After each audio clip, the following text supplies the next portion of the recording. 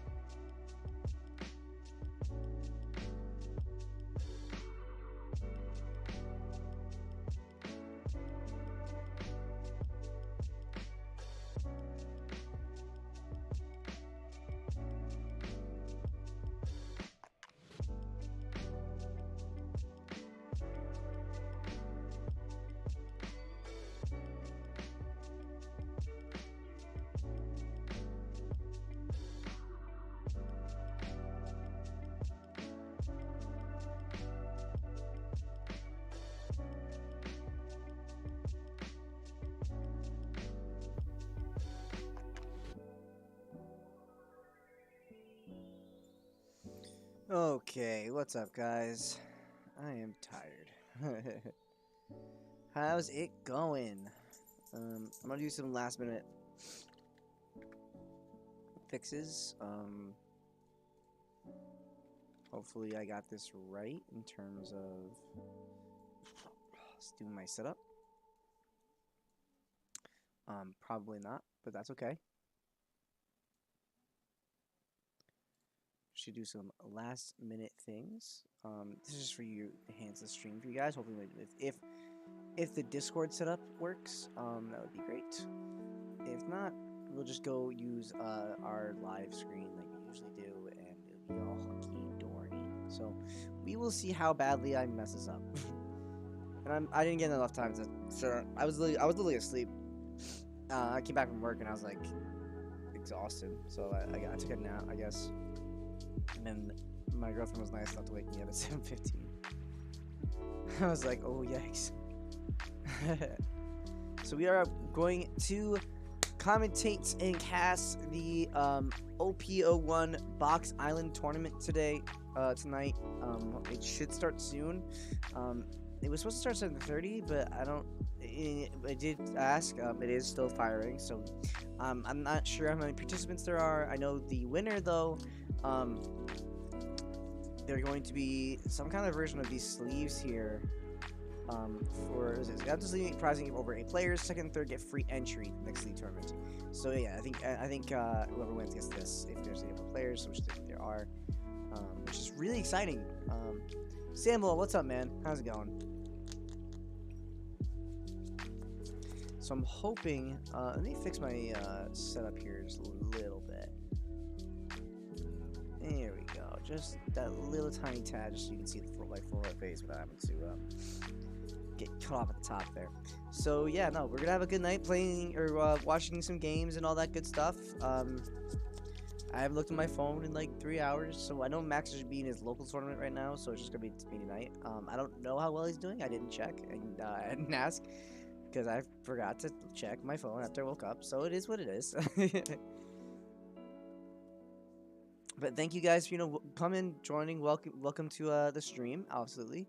You're streaming tournament today. Yes, Buggy D Cloud. Thank you for asking. We are streaming a OPO1 tournament today. Thank you for asking.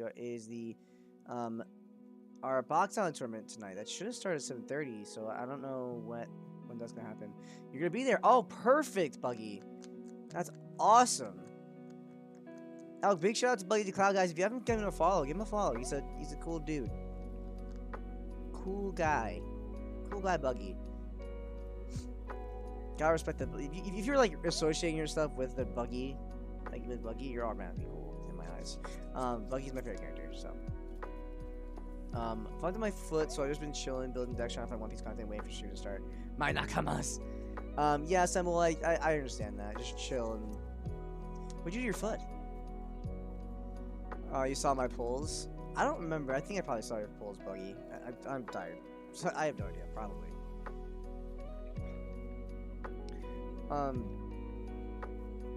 I know. I think you put really decent pulls from what I remember. All right. So pairings for round 1. Nope. Okay. So it's just in buffer. Where is everybody in tournament? Because I know 4 minutes to last minute entries. Okay. So yeah. So you got 4 minutes. We're gonna chill while we wait for entries and then. Whatever. You saw my pulls. By the way, 2 cases for OPO2, 11 shanks. Are you getting 2 cases for OPO2 too, or did that OPO2 you opened? That's different. I was playing volleyball and rolled my ankle really badly. Oh, that sucks. I can't with sports, bro. Like, I rolled my ankle so many times. When you roll your ankle once, like, you get prone to it. I swear, I hate it. Oof, yeah. That's the only way to describe it. I actually see the chat bubble, which is honestly it's just the only thing is it's too tiny. Kind of want to make it bigger for my YouTube friends who may be watching. I don't know how. It's not gonna do that.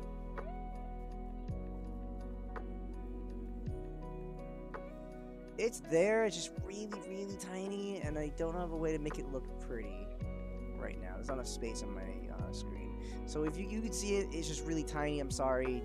I'm doing the best I can. Where's my Buggy sticker? That's a good question. We should have more Buggy stuff. But I really enjoy Buggy. Buggy's like my favorite character of all One Piece by like literal miles, like literal leagues. So is that. Again, we're just waiting up for round 1 to be posted. That should be in a couple of minutes. You have some notable players already. We have Buggy. I know we have a couple of others I saw that I was a little excited about. Not that I'm not excited for you, Buggy. I'm super excited to have you on this tournament streaming your games. So hopefully we get to see some of that. I'm a young Koma. Nice. I train my ankles a lot because I'm very prone to ankle injuries and I have weak ankles. Yeah, similar. See, I know the same way. Last time I was playing basketball, I think. Not the last time I was playing basketball because I played basketball after that. I was playing basketball once and I really rolled my ankle really, really badly. And it was like, I was done playing sports for like months. I was like, nah, fuck this. I was like, nah. Buggy's my favorite deck. Oh, my favorite duck. It's also my favorite duck. I'm not gonna lie to you, Sam. Well, I actually saw a deck list that ran Buggy as a 4 of in. What was it? I think it was Aiming Call, I think. Something like that. And I was like, man, that's like the best deck of all time. Like, and it was like a serious deck. Like, it was not a joke. He tried, and it actually looked sweet. I can't remember what it was though. I have to find it. I saved it somewhere, but I have to find the what should I call it? So again, hopefully we will have some good, or my setup to be good. So we can do some really good commentating. Hopefully it works. It's okay if it doesn't though. It is what it is. It is the best card ever. I was actually testing OPO2 last night. I was testing out some Evenkov, and I was like, I get to run Buggy, obviously. So like, that's one of my favorite deck of all time, and I wanted to get better at it. And I was testing it last night, and I was having a good time. This wasn't on a stream. This was just me on playing by myself, and honestly, I really enjoy Evenkov, not gonna lie. I actually think it's better than I thought it was. Like, I knew it was good. Like, I know it's a good deck, obviously. It tops all the time. It's fantastic. But I was playing against Zoros. Like, I 2-0'd Zoro. Like, it wasn't even hard. I played against Smoker. Destroyed that. I played against... Well, I can't remember. Who did I play against? I don't remember. It wasn't that long, but I 2-0'ing Zoro by itself. And he wasn't, like, a slouch. He was doing okay. And I managed to steal a game from him twice, and that was just so good. It just felt great. Don't trouble with Buggy and Kabaji emoji in Setsu. You can do that. You can. I really like Sanji. If you can do Sanji, you can do it with the Dark Tribal. You can go Kabaji emoji, and then run Buggy, I guess, if you want, and then you can just be my samurai. So it's a thing you can do. It's just not that good of a deck. It's funny. It's a very funny deck. I'm scared there's not gonna be a lot of people in this tournament. Usually Wednesdays are just not that many. Jacob's making pairings. Yeah, usually Wednesdays are kind of lackluster. We'll play a list, that is. Yeah, okay. I have no idea how many participants there are. It should be a decent amount because I know that the sleeves are kind of nice. Captain Taco. I downloaded OPG Sim, but I'm not really sure how to download the card data such images. Does anyone know where I can find that? Please and thank you. Sanji Duck Tribal. Yes, actually, I'm going to show you right now, Captain Taco. If you go to the One Piece Trading Card Game Community Discord server right here, this big one, and I will put a link in the Twitch right here for you.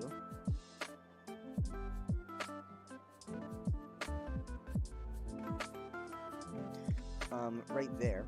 And so if you go and you scroll down, and you go to, hold on, what's the stream? So what's the best deck in OPO2 then? Oh, it's still Zoro. Don't be crazy, B-Rai. Anyway, so if you go down and you go to, where are you? Am I insane? Oh, here we go.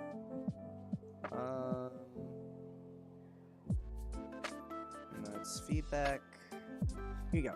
Battle Arena, you press OPGG Sim, right? And you click this little pinned message here, and there's this little message from Bozzy, the creator of OPG Sim, and you click on this, and there is this different page.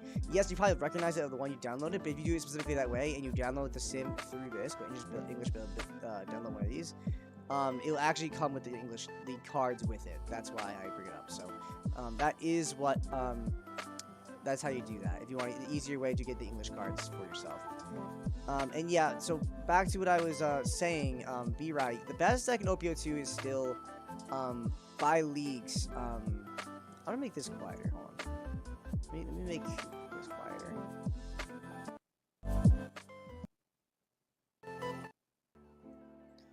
Yeah, that's good enough. It's still Zoro. Zoro's still best deck in OPO2 by literal leagues. It's just, I was doing fine into it. It's just, I also don't know if that's going to be every single time. It was just that one player it might have been user error. But I'm fairly confident into that matchup. It's just, it's a lot of things that can go wrong for Evenkov in that matchup too. I think Evenkov is kind of harder than you think. But for, like, whatever, I think OPO2... Zoro and Kingdom are just still really, really good and probably better than Evenkov, but Evenkov I think does have a really solid place in the meta, and you could top with it fairly easily. Sanji Vanilla best deck ever. I wish. I love that deck. I really like it a lot, but no, it's just not. It's really fun though. Calling it since it Meta? Yeah, okay. Buggy Dick Tribal Tier 0 bait, obviously. Yeah, obviously, guys. Obviously. That's funny.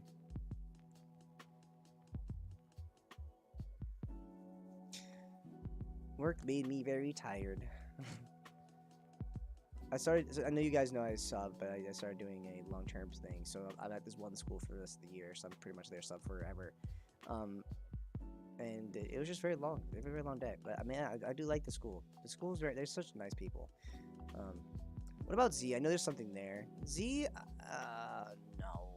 B-Rai, I know Z's good. There's a lot of decks that suffer against Z. Honestly, I think Law's also just kind of great into it. But like if I'm playing Law, I don't feel happy playing into Z. But Z just isn't there. Not especially like when you're playing a 4-life leader, like into Zoro specifically, you just lose because you're a 4-life leader, which is just so very unfortunate. So you have 5 minutes to confirm your names on the list. So far, if no one else joins, it will be sleeves for first. So if you are playing in this tournament, guys, I'm not sure if you are or aren't. You have to confirm. Please do that.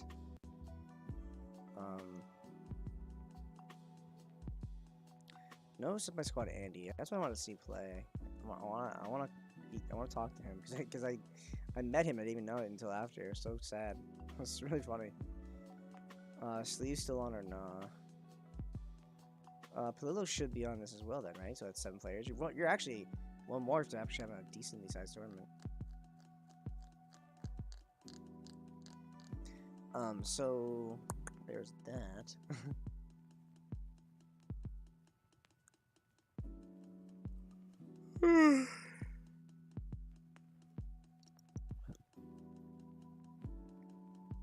So yeah, if you win in this tournament, guys, the first place prize is in fact this really nice. It's right here. It's really nice sleeves. These are very nice. I know they're very hard to get. So I mean, if you haven't signed up already, I mean, it is what it is. But you should definitely think about it. The sleeves are definitely nice. I have to say those sleeves are not something to scoff at, for sure. So I'm really excited just to have some more OPO1 content and all that stuff. With real cards and paper and stuff. I've been loving it. I personally, for me, I won't be able to make a another local this week, unfortunately. And they offer them so many times throughout the week. Maybe Friday actually. Friday, I think I actually could. But do we stream on Friday? I forget. If we stream on Friday, then I definitely can't. But I don't remember. I think we do. I can't remember. But either way, I'm not gonna be doing it this week, just because I'm very busy. This week's very busy for me. My brother's coming up for the weekend, so which is really exciting. The game will have lived forever. What? What, Buggy?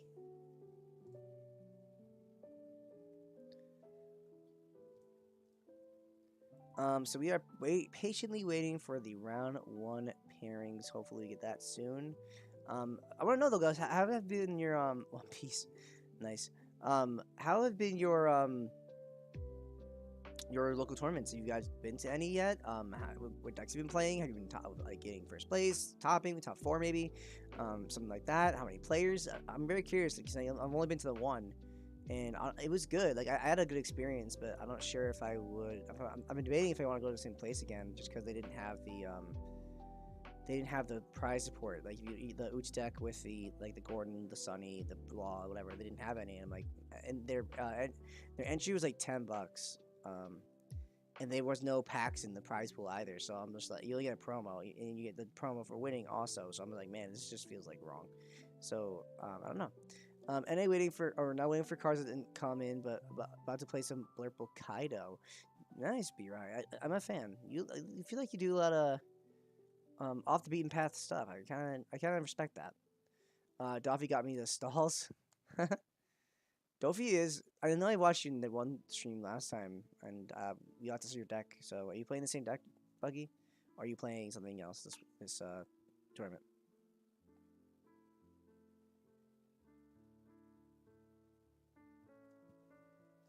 Anything like that would be nice. Got it updated. Very nice. Okay, that's good. Always good to make some change in your deck, guys. Always never settle. Like, I think my law deck here, I'll just go quickly show you guys because I actually made some updates to it. I haven't tested it all yet, but I'm actually kind of feeling the way it is right now. I was because it was just all theory because I changed it because I know it has the it's still based on Captain Dead. I didn't really change that much, but um I cut the round table because it always hits in my hand, and I cut one killer and made it so I had that fourth beige, and then I have the second law, and it's because I'm loving this card. This card's phenomenal. So never settle because I'm actually really liking it. I'm really falling in love with that law. Like, it's winning me some games, and I'm just like, man, I'm just why am I not running this more? Like, it's so good. Um, you'll see it on my rounds. Good. This game is so new, so I'm trying to create my own decks and decks that we think of. Yeah, no, honestly, that's the way to go, B-Rye. Um, if you can find a deck that really suits you and to your playstyle and you're winning with it, that is the deck you play. 100%. Almost done. Okay, good. But for sure, guys, if you're my big advice playing One Piece absolutely is find a deck that you like, personalize it to yourself. Just don't play bad cards for the most part. Like, if you do, make sure your decks and your cards each have a purpose, and everything. Like, you don't play anything that's just completely dead, not doing anything for you moving forward, and then that's the best way to play this game. Honestly, it's just so much better to have it personalized to you and you feel good about what you're doing versus just just being copied with someone else is doing 9 times out of 10 because a lot of time what other people are doing is just solved. It's one of the big reasons why I personally don't love playing Purple Kaido because Purple Kaido is so linear. Like, it's very obvious what their game plan is, and it doesn't really change 9 times out of 10. So it's even with innovation and stuff, Purple doesn't really change that much. Blue Purple, obviously, different story. Blue decks, same thing, but at least they're going to be doing something different turn by turn basis. Like, you don't there'll be something else that you may or may not expect coming into that. Whereas purple, it's like, okay, here's king, okay, here's queen, like here's Kaido, and that's it. This is why I'm building a duck tribal law. Yeah, Symbol, I do remember. I remember you still doing that. I do like that list that you sent me. I think it was very cool. But yeah, so I definitely think if you're playing One Piece, definitely try to make your deck as personalized as you can while still being pretty decent.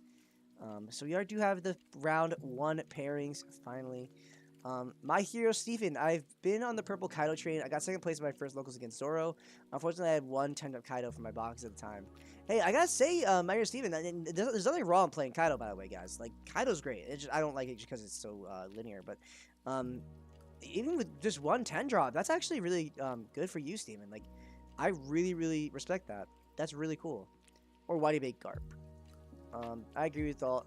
I agree. I read them all, not just mixing wilds. Huh? Oh, I see. You're building. Yeah, but no, for you, for sure, Steven, I respect the hell out of you being able to do that. So, I'm in table 3. Yeah, let's get your game on, boy. Can you hear me? Yeah, I can hear you. Oh, mirror match. Let's do this. Hey guys, I'm shooting the tournament. Is it cool if we have your game live streamed? Sure, I'm cool with it. Sure, that's fine. All right. Good luck, guys. Thanks. All right. So let's hopefully this works. Please look decent, guys. I'm crying if you don't. Discord 1v1. This should transition it to the correct screen. No. Okay, hold on. This actually we can fix. This can be fixed. Hold on. It's freezing on me. It's freezing on me. Please don't freeze. Hold on. I'm gonna fix this in a second, guys, so you can see what's happening. Nothing's happening yet, though, so you're good.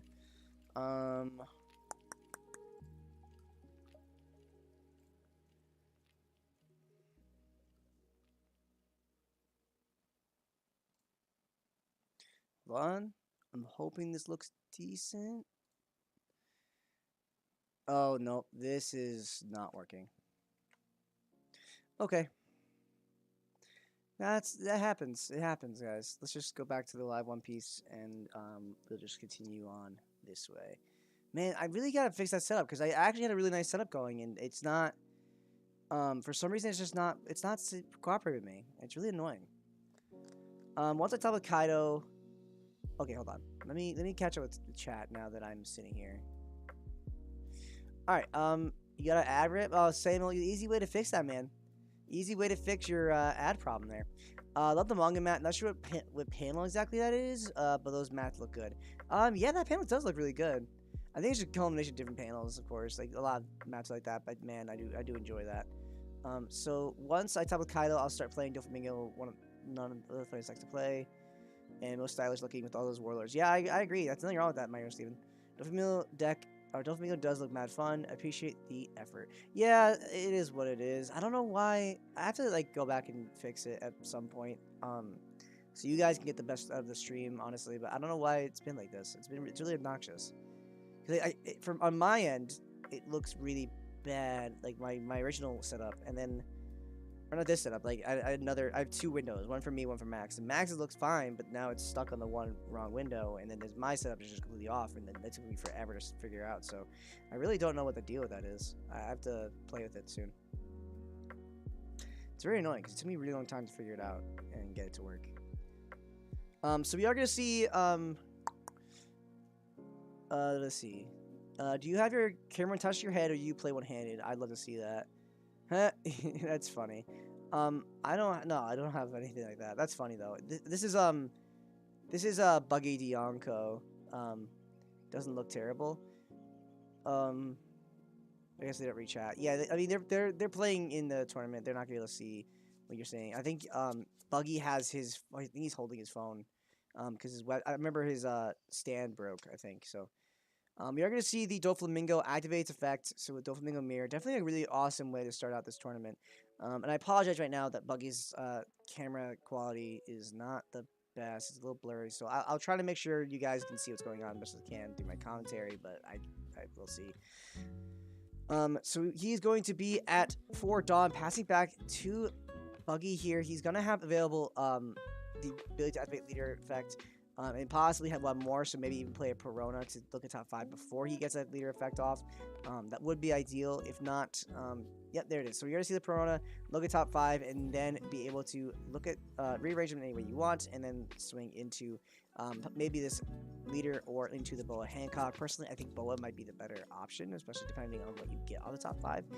If you do have a teach on that top 5, though, it's not too bad to swing at leader and then activate to bounce the Boa to hand. That's definitely not the worst. But we are going to see his own Boa Hancock be played off of leader effect. I was just wondering. I think it's totally fine too. No, yeah, but my stream setup is fine. It's just like there's a better way to do it, where it's like side by side, and I can show you guys the cards, and if I'm talking about a card, I can display it. All right, so we're gonna see 3 counters out of Grim here. So Grim is going to be able to counter out. So I'm assuming that was into the Boa Hancock. Now what's really good about that is that he can get a drawback through Boa's skill right here and draw from swinging and potentially swing into opponent's Boa. The only thing is you have to make sure you remember your stack and you're not messing with it so you don't get pretty much out of what you know what the top card of your deck is or something like that. So it's a very big balancing act. You have to be very careful in doing this. So we are gonna have 2 Dawn on leader and swing into I'm assuming his own Boa Hancock here, activating the effect and grabbing a Kuma, which is pretty great off the top deck. Does anyone know a good place to start in the Los Angeles area? I personally don't, B-Ride, but feel free to message it in the stream if anyone knows. So we already see 3 counters out with a Virgo, a Sentomaro, and it looks like a Boa coming out of his hand to protect his Boa, just like Grim did. So it is going very much back and forth into these characters. It is going to be this part to be this turn is going to be very important for Buggy in order to stabilize what he needs to do going forward. And how he intends to really get advantage back into his favor here. He really needs to make sure he gets rid of his Boa on the field. It definitely has that one law blocker, though, is going to make it very hard. If he does have a teach on the top of his deck or in hand, he could even potentially bounce that law blocker and then swing 2 Dawn into the opponent's Boa. and really try to get some kind of advantage there. Because if you get rid of the Boa this next turn, you do have a really good chance of getting some really big advantage here. He does have 4 Dawn, though, so he could put a second Dawn into this Boa to make sure it's swinging for 7 instead of the 6. But we're going to see the 7k swing and probably going into the Boa here. And then activating effect. Let's see what he can get off the top of leader effect. Hopefully something good for him because this is going to be big. This is going to be a very big turn for Buggy here. So we are going to just see the block from the Law, or we're going to see 2k, 1k. No, we are going to just see the block from the Law blocker and try to save this Boa. Notably, Graham is still at 5 life though, so he has to be very he has to note that. Does anyone know? Never mind. Okay, I'm caught up with chat. So yeah, so he does get rid of that Boa, which is huge for Buggy here. Definitely getting rid of that is going to be instrumental. He did not activate leader effect though, and looking like so. Unless he did, and I don't see the card on board. How many matches today? It should be 3 matches, Rye. So because best of 1 with less than 8 players should always be 3. And he did swing the 7k Boa at leader. So that's good. Getting a hit off right now, especially to equalize the life and all that, is important. Though his Boa is going to be unprotected, he does have 2 Dawn up for potentially a Love Beam or Overheat to try to save this Boa without having to invest too much cards in his hand to save it. So honestly, if I am Grim here, I might even make this a 9k to try and get to bait out the an Overheat or a Love Beam. You going to reveal top of the deck? Nope, that stays on top. I don't know what. Do you put that bottom? 1, 2, Hey 3. Graham, when you reveal the card off the leader effect, that card does stay on top. It does not go back. Oh, okay, my bad. There you go. Oh, so what will happen? No, then you just put the card back on top. It just stays at the top. It's still Doflamingo. Yeah, it doesn't matter. Okay. Yeah, how to fix that, guys. So yeah, that is important to note, guys, that when you are using leader effect and you reveal the top card of the deck, the card does not go automatically to the bottom. That's not how that card works, unfortunately. That'd be a little bit better. You are going to see Buggy use a Desert Spada to 2k counter and then rearrange the top 3 cards of his deck. A lot of people responded to Desert Spada. Very, very good card. I personally think it's okay, but I definitely respect it. I think it's a good card. Cool, good to know. Yeah, for sure. Don't let people put it in the bottom. So yeah, Desert Spada and another counter, potentially. But we do know that his next card is Doflamingo. Oh, come on.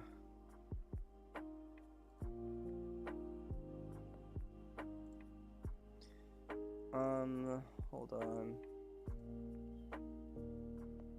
For 1 cost, it isn't terrible. Yeah, it isn't a big deal. For paying 1, you reveal the top card of your deck. Yeah, it really isn't a big deal.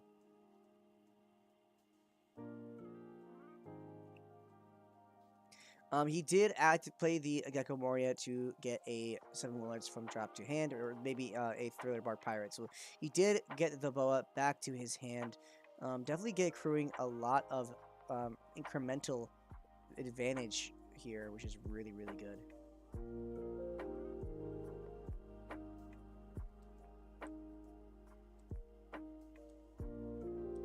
So we are at the 8 Dawn threshold here. Let's see if he can do anything with it. Maybe play a Doflamingo of his own. Maybe bounce out Law Blocker and then swing to the Kuma. It wouldn't be too bad. He does have a couple of cards in hand. He does 3 life to his 4. And that is a little unfortunate. You hate to see that. So let's see how that pans out. He is going to play the Doflamingo blocker. And then looking at the top 5 to rearrange before he gets an attack in. Isn't too bad. Definitely not shabby at all.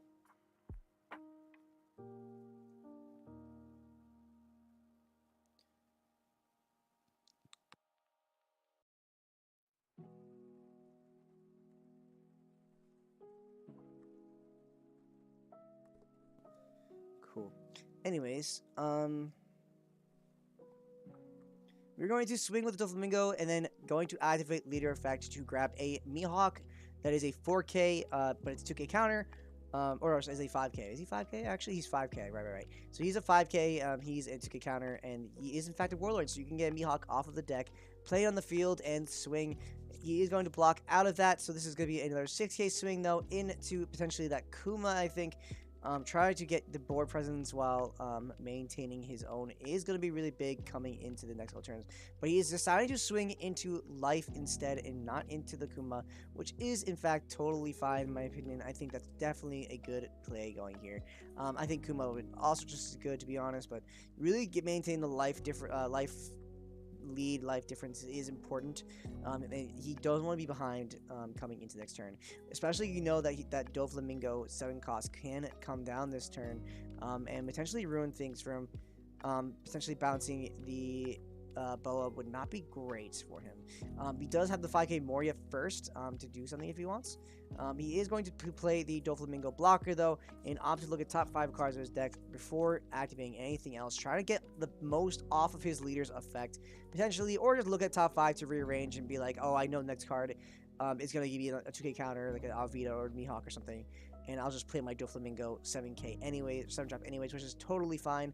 Really good card for this matchup too, because playing a 7K body is no joke, and there is, I guess, a Dofi war, like the limited battles where you saw Doflamingo coming in and hitting board and people just bouncing the Doflamingos back and forth. So granted, it's a lot more rare in the Doflamingo matchup, but it is the thing. It's not impossible. It happens. So we are going to see the 7K swing from leader going to go into, I have to assume into his opponent's leader, using Gecko Moria. That's just a perfect card to get on top right now. One of the best cards to get on top using leader's effects, because you get a card back from drop for free to get a law blocker. So let's see what Buggy does during this next turn. Blocking this attack. Yep. I don't think you want to be at 2 life right now, personally. So, but the only thing you have to think about now is that this Kuma is swinging for 5, which potentially means this Gecko Moria is going to swing for even higher, like a 7K would be not great to deal with. This is 5K though going into face. I feel like he did leave one Dawn up. Buggy, are you holding your phone for the camera? Yeah, he is, I think, because his webcam or his tripod broke or something. I think it was, we mentioned it. He mentioned it last time.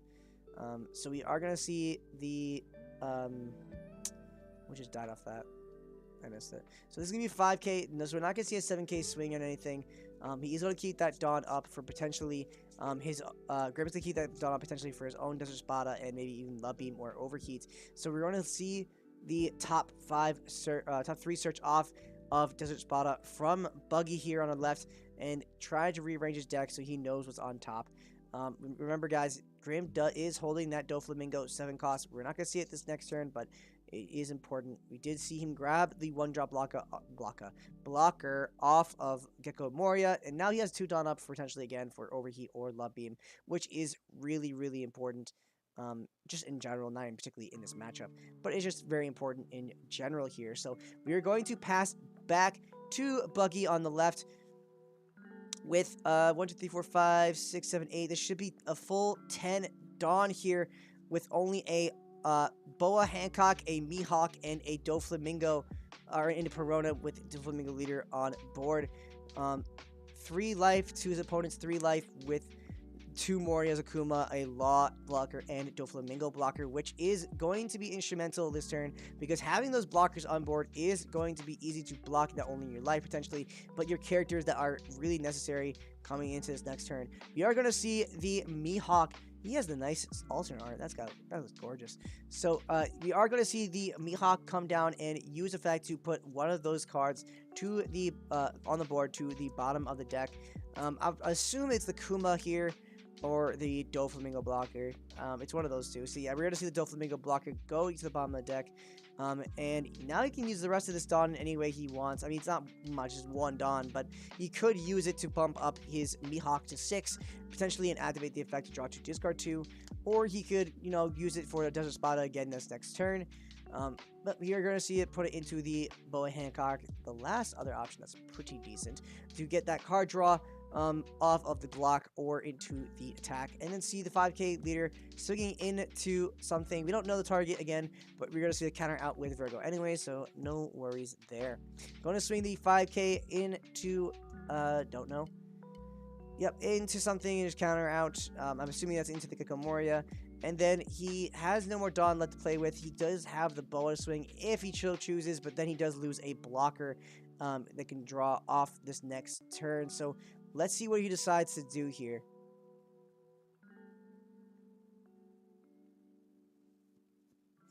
What are you thinking about the new leaders, by the way, for OPO2? That's a really good question, B-Rai. I think they're okay. I really like the Karakuri because it's just like Smoker, but for yellow. I really like Smoker, or not Smoker, I'm sorry. Or I like Karakuri. Yeah, Karakuri's sweet.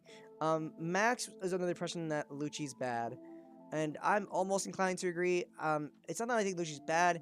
I just think Lucci is kind of just not as good as Smoker. Just on premise alone. Until we see cards that support the ability to discard 2 continuously. If we get a card that can get cards back and discarding 2, that would make the world of a difference for Lucci. But I still do enjoy Lucci as a concept anyways. I think just the problem is discarding 2 is kind of hefty of a cost. Or for OPO3, sorry. I think Lucci needs support. Yeah, I agree. Yeah, the thing is, Lucci is, in theory, like, a really great leader. But it just, in the end, it matters because that discard 2 is just so hefty. You can't use it every turn. It's consistently not great to do that, to discard 2 every turn. So I'm hoping that coming into this, we get support for Lucci that makes his discard effects viable. Or at least if you're discarding only 1 with, like, say, an effect or something. And we've been talking about that in Black for ages, where getting a card back from Distrash or something like that, or like the Serpent card from Yu-Gi-Oh! Whose name escapes me. That's just, it matters in terms of that. So we're going to see the double Gecko Moria swing. Lucci's the worst kid. Yeah, see, I agree. So as of right now, I think Lucci's bad. But if CP9 plays off, I think it could be anywhere from decent to really good. Lucci is the worst kid. Yeah. Sinister Serpent. Thank you, Joe Stilo. Yeah. So if they get a Sinister Serpent card, I can see Lucci being half decent, pretty good. But we have to just wait till the rest of the support. Though I am holding out hope. I think the Lucci does look really, really sweet, and there's a lot of Lucci hype coming into the next chapter as well of One Piece. So I'm really, really hoping. So notably, he does swing for only 6k, getting a 2k counter out of Buggy here, but that does potentially mean he's playing his own 9-cost Mihawk or 7-cost Dofi. We are going to see the Kuma swing going in. Sinister Serpent or Graveyard Effects. Yeah, exactly. Something like that. So we're going to see the Boa Hancock finally die and then potentially even play a 9-cost. Yep, 9-cost Mihawk to bottom the other Mihawk and really getting a huge board presence with... Oh, no, you can't... These bottom... You can't bottom that. There you go. But he said Mihawk, I'm sure. He bottoms the 5k Mihawk, not the 9 drop. So you are going to see that and get rid of that. Mihawk and get really a huge advantage with your own board state to reduce it by reducing your opponents as well, which is huge in this matchup. So doing pretty well for himself. Maybe just getting on discard effects would make it better as well. Yeah, I mean, Lucci has potential. I can see it becoming good. I'm really hoping because his ability does say not on KO by a card effect, so you could swing and get the restand or use a card effect to kill a card. So, like, Meteor Volcano, like, you can swing with Lucci, Meteor Volcano, discard 2, untap, which could be really, really good. But the discard 2 is just too much. We are going to see Buggy play the 7-cost Doflamingo, bouncing a card back to his hand. I don't remember what that was. What do you think about OPO2 overall? It looks like minimal upgrades to existing and only a couple of new decks. I like OPO2 a lot. I think it's way healthier for the meta, to be honest. Actually, that's not necessarily the issue. I actually think it's kind of not great meta-wise, but there are a lot of decks that get more limelight, which is sweet. I just think, actually, I actually think the OPO2 meta is slightly not fun, or not fun, but not healthy, just because of how prevalent Zoro is currently in the meta.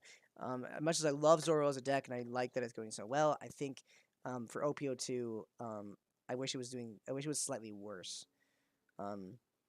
Because the gap between that and every other deck is just kind of big right now, which is unfortunate.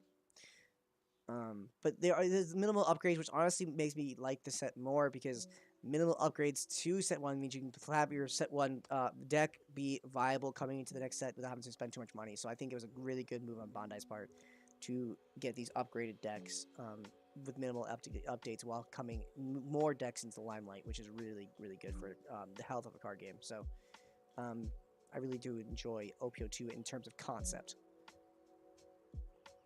Hello, what's up, Ocean? What's up? I just wanted to let you guys know I sent an early fan release of Chapter 169 in the Discord. Oh, that's really, really sweet. I'll take a look into that. Thank you, Ocean. I always appreciate when you're in the stream. Get to talk about One Piece manga instead of just the card game. So we're going to see another Mihawk to bottom that Doflamingo, and then use the Mihawk to swing, and then overheats. Overheat's going to bounce that Kuma, and then he does still need one more counter, unless that was into Mihawk. I'd have to assume it was. No, he's going to take it to life anyways after overheating. That is very interesting call from Buggy here. We are going to see the Gecko Moria swing. He has another overheat, and he just got a Doflamingo blocker. He's definitely behind this next turn. Yeah, these scans are insane. A day faster than TCB. Sheesh. Yeah, it is what it is, bro. Like, that's good, though. I like having manga scans early. I've also been seeing a lot of spoilers for it online. Like, everyone's talking about it, and so I can never escape. So we're going to see the Doflamingo blocker countering out here. And then he still has leader swing from into the life, going to take that, and that's a Kuma in his life. And then get a Law blocker to play. It's just definitely not bad. Definitely not bad on his part. We're going to pass back to Buggy, having just a Mihawk, a 1 life, and the leader on board with Perona on board. So, I mean, he definitely, physically, it is impossible for him to win this turn with him at his opponent at 3 life. Even with all 3 of these attacks connecting, he still won't win. So, this is crucial for Buggy to find a way to try to disrupt the board state, or at least try to find a way to survive and hit life. This is definitely, I do not want to be Buggy right now. So, we're going to see 9,000 going into a target, and then 3, and look like he's dividing by 3 and 3. We also know he has another overheat, so he doesn't need to keep 2 up if he plans to use it. So this is going to be 9,000 swinging into a card here. Going to block with the Law blocker here. Okay, definitely not bad. Use it before you lose it, especially because overheat is going to come up and bring it back to your hand. So definitely block with it now. Is definitely correct.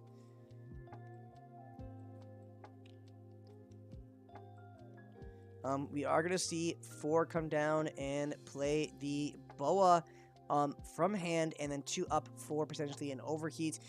He does have a 9k swing from the Mihawk going into potentially a Gecko Moria or his opponent's Mihawk. Yeah, he is going into the opponent's Mihawk, getting countered out with just a 1k counter, which is something you don't want to see, but nothing you can do about it. Mirror is definitely not easy, and it really takes a lot of practice to figure out in any matchup how do you really play against the mirror match. That's what I hate about card games, honestly. My least favorite thing about card games is mirror matches. I'm so bad at them.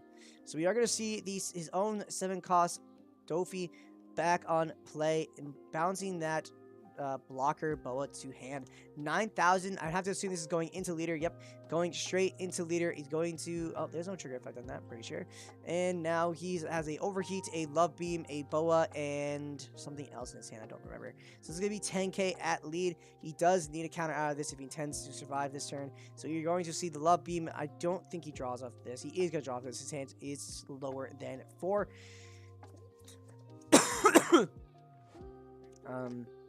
He does need to get counter after this, which I do not think he has.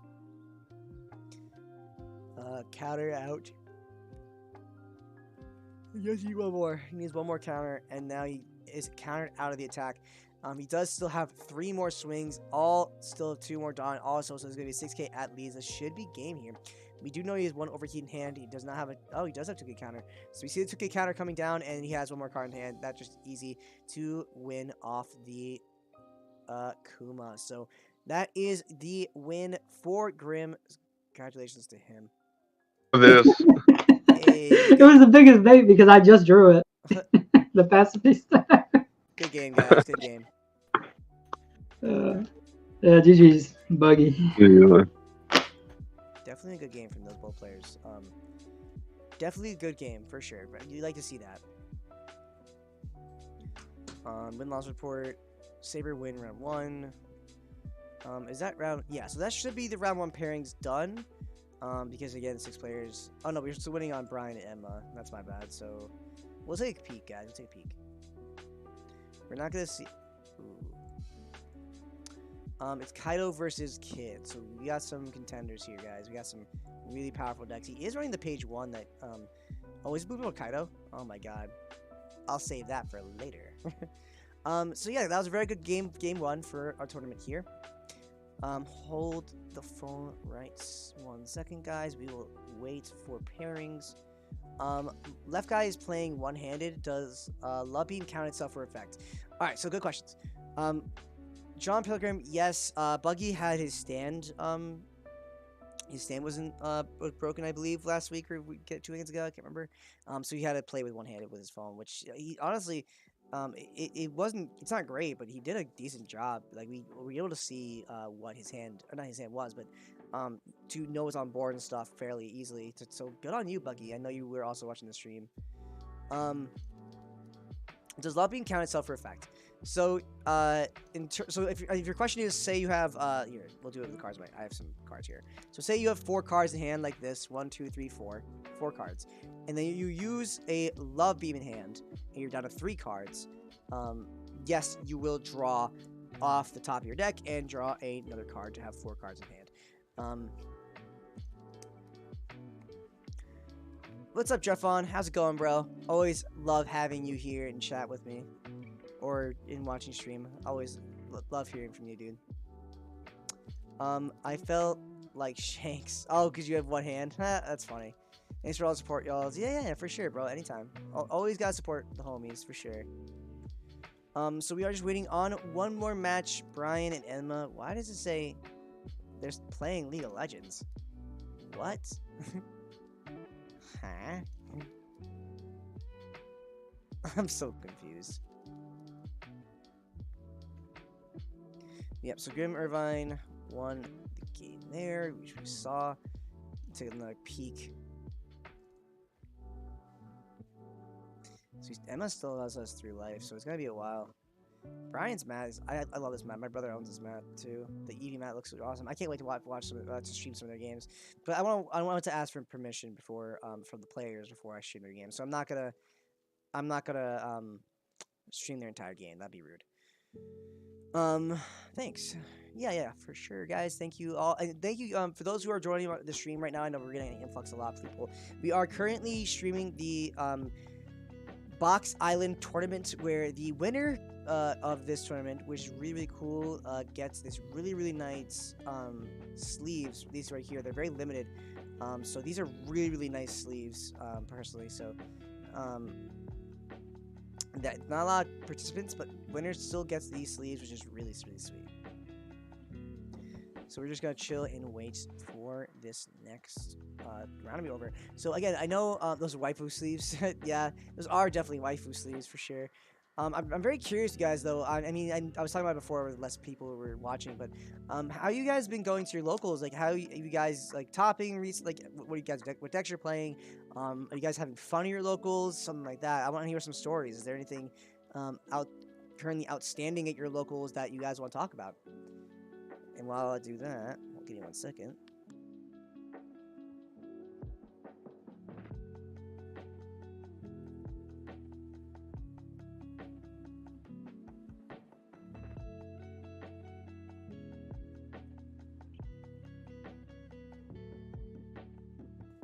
Just had to get my phone.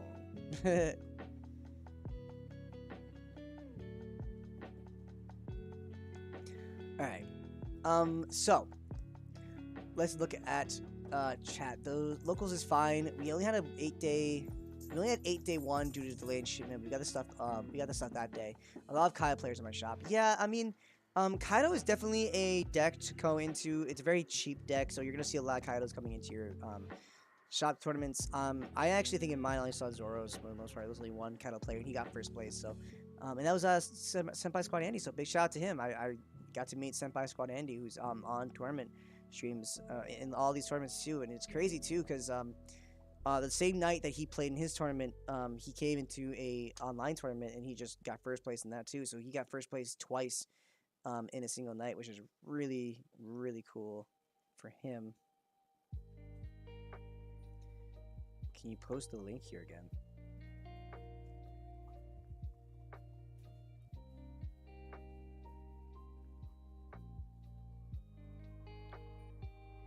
Oopsies. Sending friend requests. Okay, give me 1 second, guys. There we go.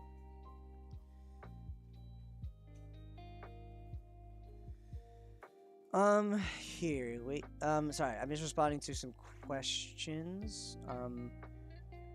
Oh God, hold on. I know. Let me catch the chat. So, sending friend requests. I responded. We're friends on Discord. I don't mind the gameplay. A lot of players. I don't mind the gameplay. I'm trying to learn how to be good at Law. Law is really hard, Josilo. I put a lot of time into it. It's really hard, especially if there's a lot of Kaido players. It's really rough. You have to be preferable board wipe. It's really hard to do that though.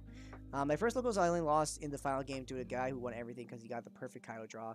Oni into King into double 9 drop Kaido. Second locals, everyone had open boxes and I had not, so I disadvantaged. Went 2-2. Double 9 drop Kaido feels bad. I agree. Yeah, and he only ran 2 because he only had 1 starter. Yeah, that's the thing. Wow, that's crazy. 1 starter. That's nuts. Let me open the stream here.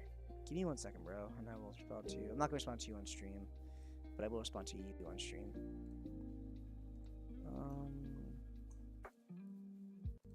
Here's what I gotta do. Oh wait, here. Oops.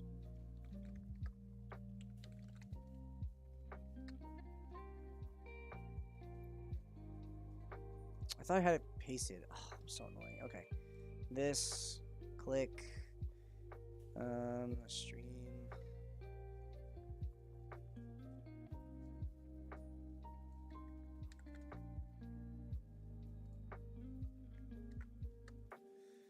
There we go. All right. Back to this. Back to monkey. That's kind of crazy though that he managed to get 2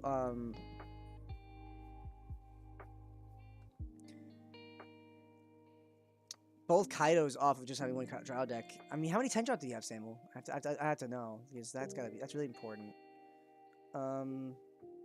Feels bad, man. People playing more mono Kaido or Blurple? Mono Kaido for sure. To answer your question, B-Rai. Definitely a lot more people are.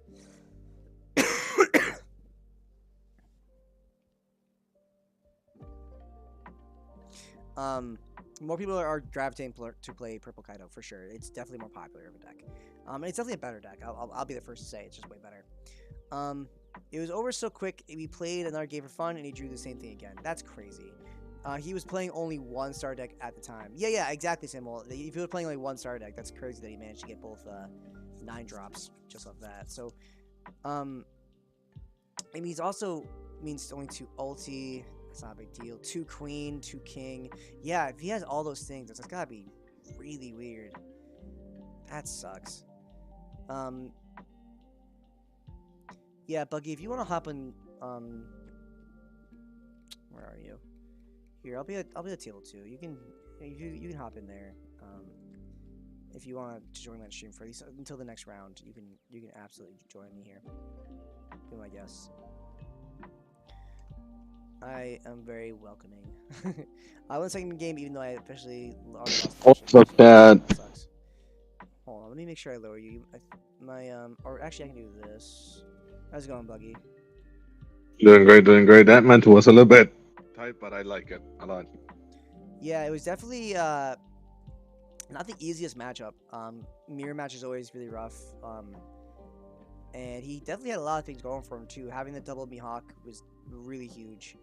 In terms of also having the Doflamingo that last turn to bounce that Nico Robin definitely put a lot of favor for him. So, it was a lot of pressure, but after the game, he told me that if I survived that board, he had like two more Mihawks and one Dofi in hand, and he was like gone.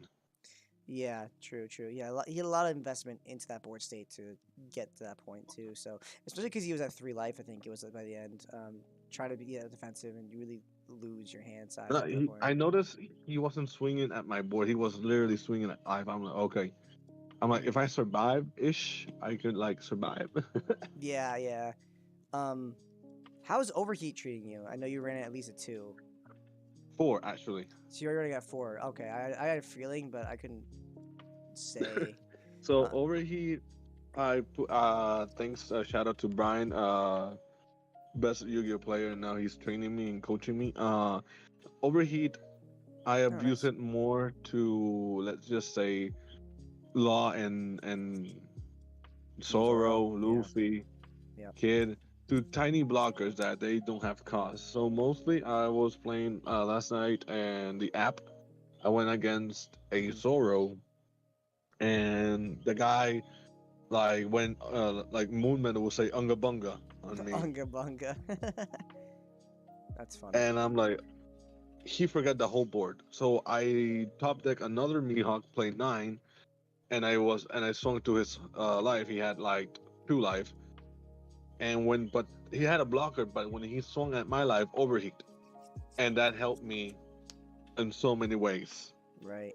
Yeah, As overheat's really for good. as for Spada, I run it at 3 and 2 love love. Oh wow, 2 love love. I mean, yeah, at that point you're running a lot of events. You might as well cut down on love at that point. I mean, it doesn't hurt. It Yeah, doesn't hurt at least comparatively. yeah, because I have Boa. Boa is an attacker and at the same time she's a blocker. Hmm. But it's really really good in a blue deck because I will tell you now on set 2, blue's gonna get a little bit more stupid because we're gonna have Yeah, even cop's a really really good. yeah, we're gonna have this serial cost jet. What was it? Jet fist? Gun Marine. No. It's a Gun Yeah. Marine. Oh god, I love that card so. Oh, I low key hate that card. Low key. I mean, I don't. Really? I low key only hate low key. It's okay. Like it's fine. Like I definitely think Hey, it's it's okay. I respect yeah. it. I respect that you have all rights. Because when I saw it, I'm like, okay, it's a double knife for me. Because Yeah. yes, it protects you, but I'm like, okay, cool, sure. What? Nah, nah, Buggy. I'm gonna get you on Green Kinemon. What? I'm gonna get you on Green Kinemon set too. Really now? Oh, Yeah, Green Kinemon, bro, is actually really broken. It's the best leader, and it has like Odin's supposed to be like the best with the new like card, but like Kinemon's just like 10 times better. Yeah, I agree. I gotta respond to I the have chat really quickly. sure, Anthony. Drefon, I have a question for you, Anthony. What do you mhm, think? And be honest. What do you think sure. about Rob Lucci leader? The what? Rob Lucci leader was revealed in first set 3. Oh, I it's think alright. I think we need to know the support for CP9 before I can even give that kind of answer. As of right now, just based on just the leader alone, I think it's kind of meh. Um, Okay. it's just meh. I think the thing with Lucci is that the his effect is really powerful, but the problem is that discard 2 is just too much. So you're not gonna be able to consistently do it. So like you're a vanilla leader until like what the last turn 9 times out of 10, Yeah. and even then that's kind of meh. If we see more support for CP9, where we see cards that like how do I forget the dumb name of that card? The Yu-Gi-Oh card that's like Serpent. Why am I losing? But my mind? agreed. Sinister No. Serpent. Sinister Yeah. Serpent, Oh, yes. that's it. If we see a card like Sinister Serpent coming into black, then I think Lucci is not too bad. I think that the be able to expand that effect is viably decent, and I think without cards like that to make up for that lack of discard, Lucci's effect, you're not going to use it anywhere near enough to make it too viable. Where you compared to Smoker, you're a 7K leader for like no reason 9 times out of 10, which is Now, be honest better. with me. Be honest with me, Anthony. From 1 to 0, or from 1 to 0, Arlong leader. That's a negative. That's a You're like- negative not 0. great. He's literally probably the worst one. I think Katakari later is like. Katakuri is like just a yellow smoker, which I really like. I really like Katakuri.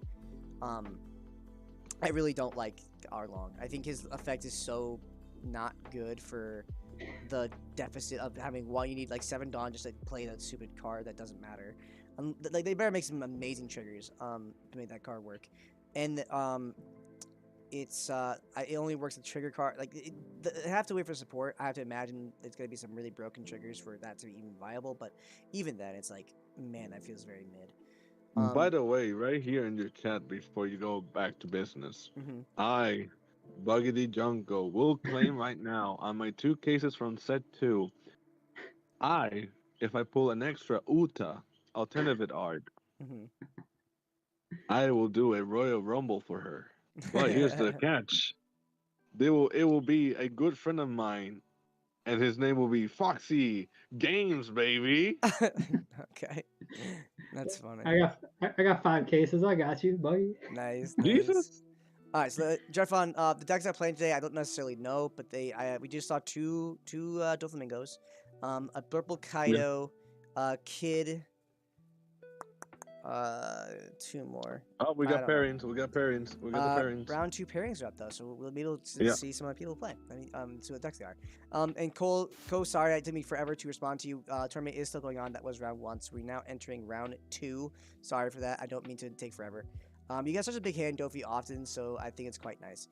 And I make sure that we're done talking. I think we're gonna watch. No, we're gonna watch Emma versus Sui or Gonzalo, whoever the fuck is he playing next. But yeah, I'm not trying to ignore you guys. It's just they were talking and I want to talk. I didn't want to interrupt them as they spoke. So let me wait to see what these guys are doing here. We do have new pairings, so it's Emma versus Pelilo in this table. Buggy versus Brian and Saber versus Grim over on table 1. So I think I'm gonna watch Pelilo and Emma here, and then we will watch the finals after. So let's see. I will wait for. It's Pelilo Emma. Okay. Palillo. Hey guys. Palillo 10. I'm streaming this tournament for the or on Twitch, whatever. Is it cool if we watch your game? Or stream It's your game? cool by me. Perfect. Emma, is cool by you? Yep. Lovely. Good luck, guys. Yep. Okie dokie. All right, so we finally get to see some Kaido versus Blurple Kaido in this tournament. That's really exciting. That's really cool. I'm really hoping that Blurple Kaido has some kind of outs because he is a 4-life leader. I think the big thing coming into this, you have to remember, because you're 4-life, yeah, that's it normally sucks, but it sucks even more because if you're playing against Kaido, Kaido effect makes it so essentially you're a 3-life leader. So that's a -4 just for existing, which is so bad for you. But man, if you have enough defense and blockers, maybe it doesn't matter. Maybe you can, if your strategy works out. We've seen a lot of really cool blue purple strategy coming. A lot of people are talking about it lately too. With like, what's the word? What's the? Oh my god, what's the name of it? It's like a destruction deck. Like it's a self-destruction where you play double finger and hold them, and you play 10 drop, and then you get the KO effects, which is really cool. Cool idea. I feel like it's really hard to pull off though, and I feel like the payoff isn't anywhere near good enough to make it work. But man, I think it's interesting. I have to imagine it's not that way for Emma, but and I think we've actually seen Emma, and I mean we see Palillo play a million times. Palillo's definitely a good player, so nothing new to see here with that. But hopefully, let's see these players, their innovations to these decks, and see how that comes out, and maybe get some really cool gameplay coming into that.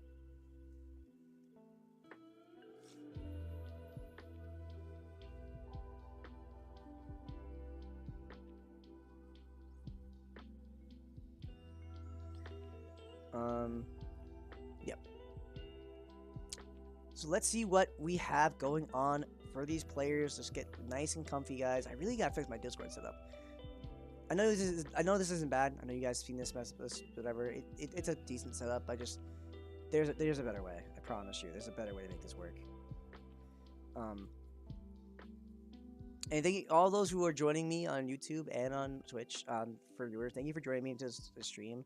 You know, tell your friends. You know, get some competitive gameplay out there. And just talk. You know, just chill. So hopefully we have that going for us, right?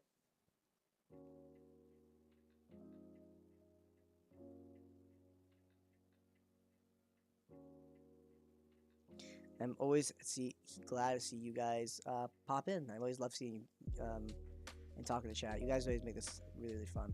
So.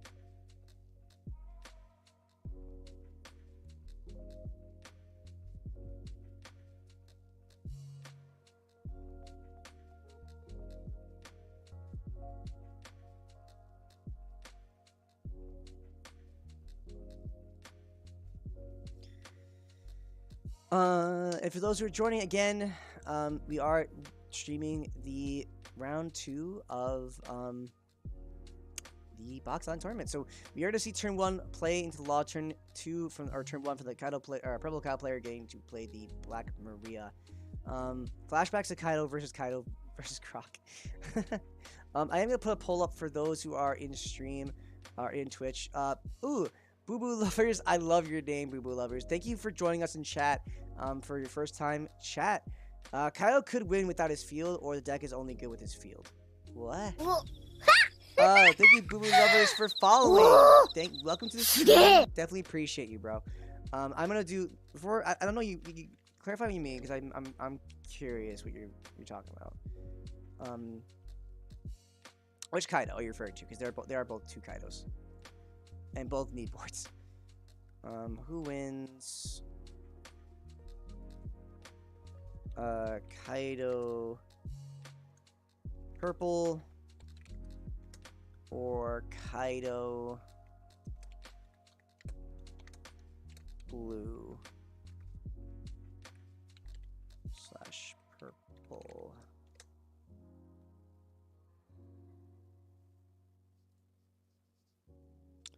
Alright, so there is a thing going on. Alright, thank you for streaming. Hey, be right. Thank you for watching, bro. Thank you for engaging. I mean, the purple deck, Kaido still be good if we didn't draw the field ramp card. Yes. Okay, thank you. That's a good question. Thank you. That's a very valid question. So talk about this game. If Kaido misses his Onigashima, his stage card, is Kaido still a good deck? Yeah, absolutely. I think it is. I think a lot of the skill coming into a Kaido matchup, into a Kaido mirror match, and all those stuff is being able to play without your Oni, without your Jack, stuff like that. Adapting to that kind of situation is huge, but it definitely is still a playable matchup. We are going to see the blue-purple Kaido player getting Onigashima and Husu on field, getting rid of the Black Maria, and getting some ramp of his own while maintaining a technically board state with his Husu and a Onigashima to the Kaido players just Onigashima. So I think that's really important coming into this matchup to note that blue-purple Kaido does have access to Oni as well, which means but the difference is that he does play his 9-drop Kaido. He can play 9-drop again. That's, I think, is very important coming into just every matchup when you have the Onigashima in play with blue-purple Kaido.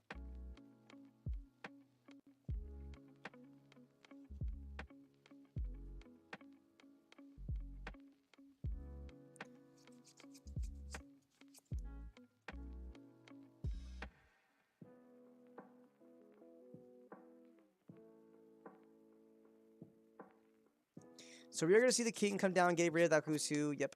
Definitely not bad. Yo, box server is lit. CJ Soto, yeah, no, I'm definitely a fan. I definitely like Box Island tournaments for sure. Just get some more competitive gameplay and get technically more chance for people to play some, I guess, technically locals and get some really cool prizes. I think the prizes in Box Island tournaments are just honestly so good 9 times out of 10. Like, I've only seen, like, that's what would draw me in as a player, is some of these prizes are so good. Like, the Yamato sleeves, sometimes they're, like they're just really good.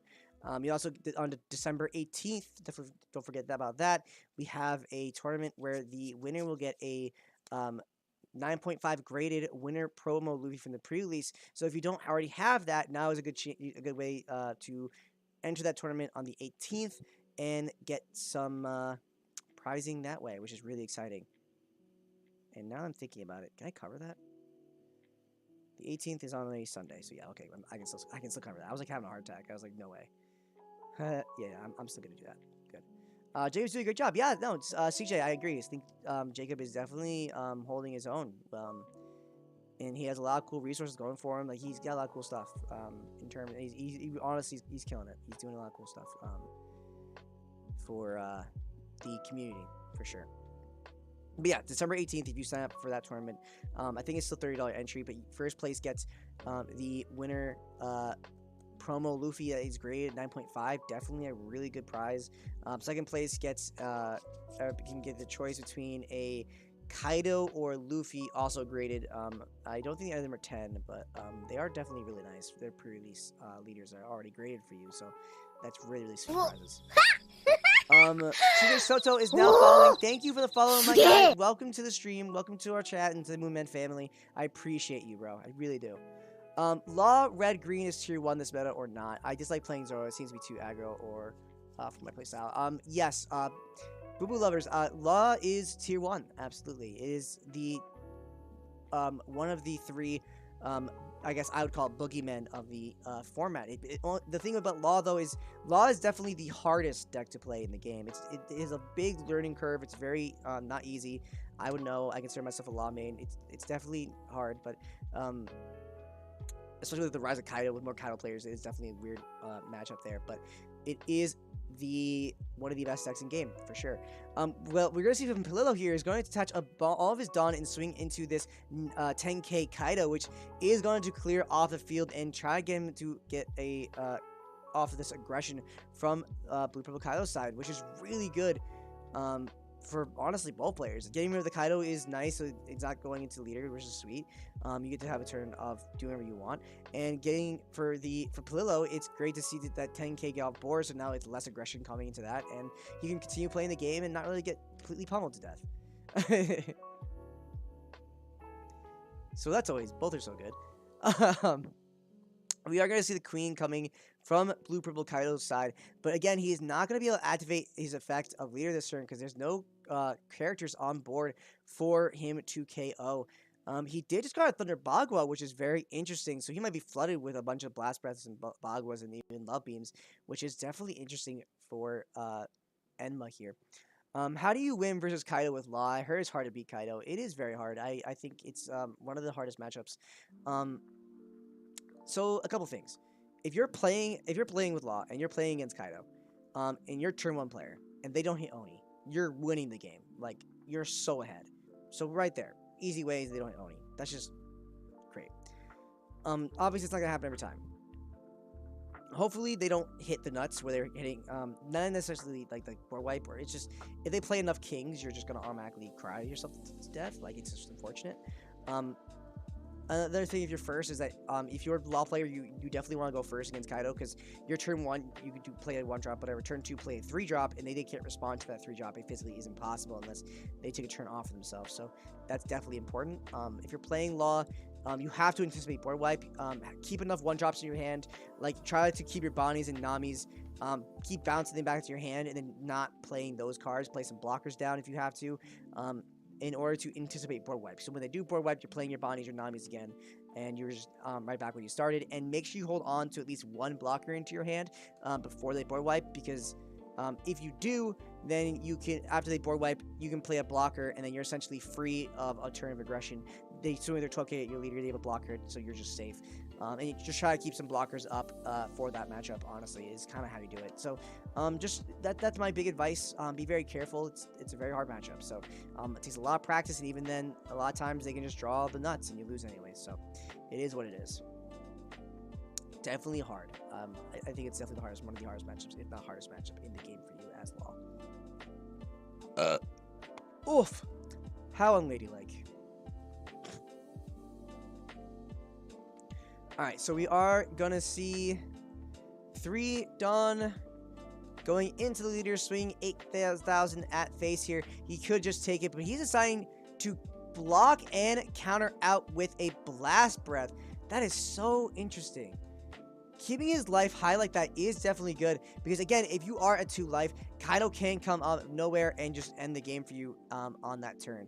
2 life is their kill turn if you are not careful. So it is definitely interesting that he was able to stay above 2 life there by using his Blast Breath. Definitely a really interesting call there. You all are going to see him put 1 Dawn on leader, so if he does manage to KO this card with maybe a Brachio Bomber, yeah. Oh, nope, Queen. So we are going to see that go off. Dawn -1, draw 2, discard 1. Love to see it. But if you did have Brachio Bomber, you get to ramp 2, which would be really, really cool. But we are not going to see that this turn, which it's a shame, but that's it is what it is. That's not too bad. We already discarded the king. Yep. Which really cool for playing Blue Purple Kaido. A lot of the appeal for that is that you get to play cards like Love Beam and get really defensive with it. He is going to put 2 on leader, so we're not going to see a Love Beam or anything coming into this next turn, but it is interesting. We are going to see a 7k at lead, so he could, in fact, use his own queen, block, and then 2k counter. Definitely not a bad idea. You do need to think about his opponent's other queen. That other queen could come and swing into your queen or into leader after this. So he's going to be very awkward. I think if you're playing with, if you're Polo and you're playing against that Blue-Purple Kaido, it is important to note that you don't have to worry about them having a Kaido effect to get that last, that last life. Sorry, that threw me off. So he did block with the queen, and he ran for it because getting rid of queen is going to be absolutely fine because he's going to activate the 10 drop, and it's alternate art. That looks very pretty. So alternate art king going to, or Kaido, sorry, 10 drop, going to board clear, get rid of those pesky queens. Now, what's really interesting, though, is yes, he did do that, but if he does respond with his own 10 drop of his own, he's able to kill this Kaido and be, I guess, win the Kaido chicken. Where, if you guys ever heard of chicken in other card games, where if you play your big bouncing, your big board wipe first, or your big bomb card first, they respond to their own and get rid of yours while maintaining a board state, and you win because you are the second player to play your big bomb comparatively to the other player who did it first. Josilo says, you hope they don't see board wipe Kaido or 2 for 1 king at Boo Boo Lovers. Yeah, Zilo, that's just kind of, I have to agree. If they don't see board wipe, you also have a huge advantage, but if they don't see it, you're really, really ahead. And realistically, though, it's honestly less about 10 drop than it is about 10 drop and 6 drop king, 7 drop king, all those kind of things. So, Kaido does easily lose hand advantage, or just not hand advantage, but resources if they just don't draw well enough. But if they do, you just cry. Like, realistically, Law is, you just have to really practice that matchup. It's really, really, really hard. But your Kid matchup is really not that bad, and Zoro's a little bit rough, honestly. So we are going to see the getting him the Dawn back using the Onigashima, playing another queen. So he had 2 queens this turn, even though he just managed to get rid of 2. So he's just got to draw 2, discard 1 again, and maintain his board state even after board wipe, which is so good. Man, Enma's killing it with these queens here. He has a huge hand and a lot of tools to use with this hand size. Man, this is just phenomenal. Discarding that's a second Bagua he discarded. That's nuts. We are going to see the 5k going into face here. Man, discarding Bagua is like what? This game is fire. I agree. This game is fire. This is a really good one. We are going to pass back to Pililo. He does still have access, or he does have his 12k body in the form of 10 drop Kaido, which is really good for him to get past these queens, potentially even force a queen to block. But man, this is not looking good. I really hope he runs a card like Brachio Bomber here. If you're running Brachio Bomber, you easily get rid of at least 1 queen.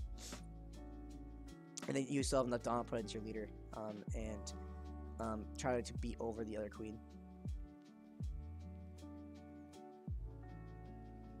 And if he kills a queen, he physically can't lose unless... actually, 10 drop or 9 drop is a thing, so...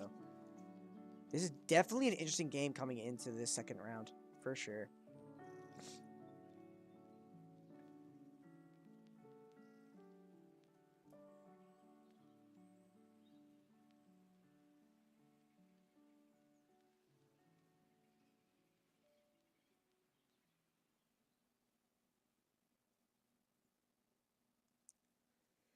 Oh my gosh, he's thinking hard. I don't blame him. This is really not not a great situation. And he has a lot of cards in his hand, too. He'd be able to pull off 4 queens. That's like, what is that, +1? So +4 he's had, I guess. That's insane. This is just insane for him. Being able to get this advantage with these queens, get a board state that can block and try to stay really high against this Kaido player is really just going to pull off a lot of good stuff from him in the end. We are going to see a ton of Dawn into his leader again, try to keep these high swings, get a block from one of these queens, which is good, but you still need to worry about this 12k Kaido. He's going to double block again, so he could potentially even play his own 10 drop this next turn, which would be huge for him. Now, what's good about that, though, is... I guess good is not a good word for it. What's awkward about it is if he does manage to board wipe, the purple player or the mono purple Kaido player is going to have 10 Dawn on the next turn and be able to board wipe his own. So again, yeah, he is going to play the board wipe and get rid of that 10 drop Kaido. Which decks are a bad matchup for Kaido? Do you know if Bonnie's at 4 in the Kid starter deck? So, really good line of questioning because they're kind of the same answer. Kid is a really good answer to Kaido if you're really good at Kid. Kid doesn't really have any bad matchups, I'd say, except Kaido is just almost 50-50. So if you're wanting to play into a meta that is very relevant into that, then yeah, absolutely play Kid. And yes, Kid does have, the 1 star deck does have 4 Bonnies in it. So, that is very nice. We see a page 1 coming out of Blue Purple Kaido's hand. And we see it, like I thought, yep, 10 drop is coming down to get rid of his opponent's 10 drop after he 10 drops. So the game of chicken, he's switching the art. I would too. That is going to matter coming into this next couple turns. Green is definitely not a bad matchup coming into the kind of matchup though, for sure. In my opinion. If you're really, really good with Law, it's not too bad, but into Kaido, like you're not like super losing, but it is a hard matchup no matter how you see it. If they're good enough with Kaido, it's just kind of unfortunate. But yeah, Green I think is definitely my easy go-to. Thank you, Samuel, for answering his question. So it is back to Emma's turn. He does have access for 7 Dawn. Again, that's really important because you can't 10 drop again. So now, what do you do? If you aren't careful, you can just lose the game this next coming turn. If you can get his opponent's life down low enough, though, he could come back from this really easily. Very, very carefully, though, because the thing is, you playing that 10 drop didn't mean give him the opportunity to play his own 10 drop, and now you're just losing the Kaido Chicken War. Because you did not play 10 drop in the upcoming turn. He is going to play a Mihawk, though. From hand here. And attach 1 to leader. He won't be able to KO this Kaido with anything effects on board, but he does have the Kaido here to swing for 6k. So, yeah, you only get a 2k counter out of hand, but not the worst. He is going to pass turn after that, leaving 2 up, potentially for a Love Beam or a Thunder Bagua. This is not looking good for Enma. Palillo is going to come right back because of an ill-timed 10 drop on for Enma. Palillo is definitely having an advantage in terms of this board state now, and in terms of hand advantage, getting rid of his opponent's 10 drop after he 10 drop is just so big in this matchup. So we are going to see the repercussions of that for sure.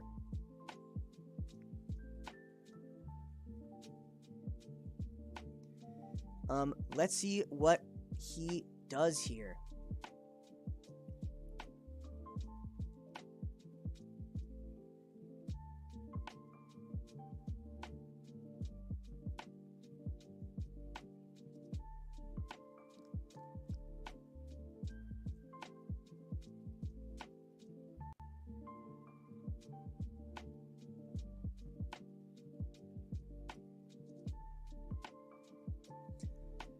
Okie dokie. So let's see. Man, he's thinking a lot, which is definitely good. You guys take your time. Don't feel pressured to go fast, especially if you're on a stream. And we know that Palillo has been on stream multiple times. I'm pretty sure Emma as well.